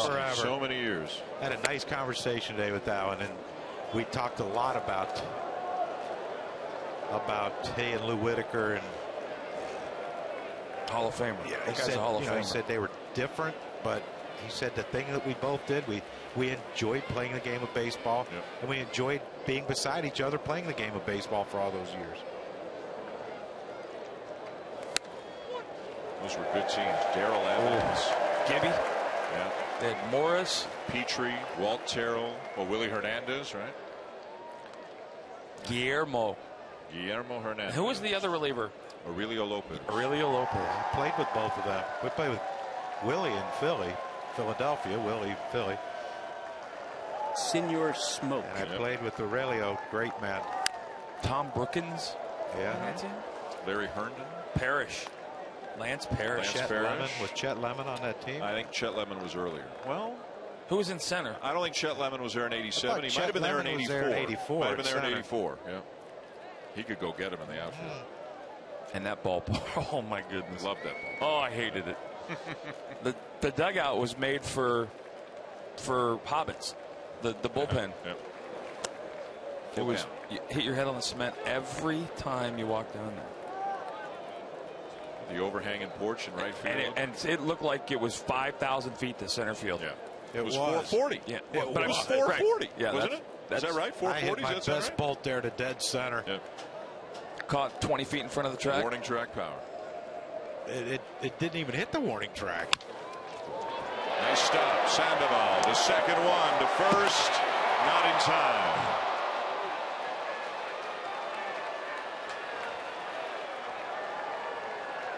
Oh, 11-1.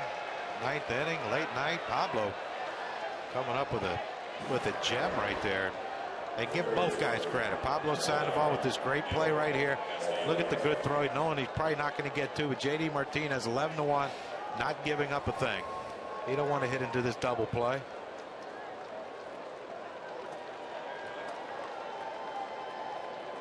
A great turn, just one of those balls that Pablo diving for it. Had no chance of but down J.D. That's what you said. They were down 10. He's running out of the box. We'll get another crack. Sandoval again to second, and that's the ball game. All Red Sox tonight. They take 2 out of 3 from the Tigers. They beat them 11-1. David Ortiz hit 2 homers and drove in a career high 7 runs in this game. The next baseball tonight telecast tomorrow night 5 Eastern on ESPN2. Tomorrow night it's the Yankees and the Rangers at 8 Eastern. For John Kruk, Kurt Schilling, Buster Olney, and our crew, I'm Dan Shulman saying thanks for watching and so long from Boston.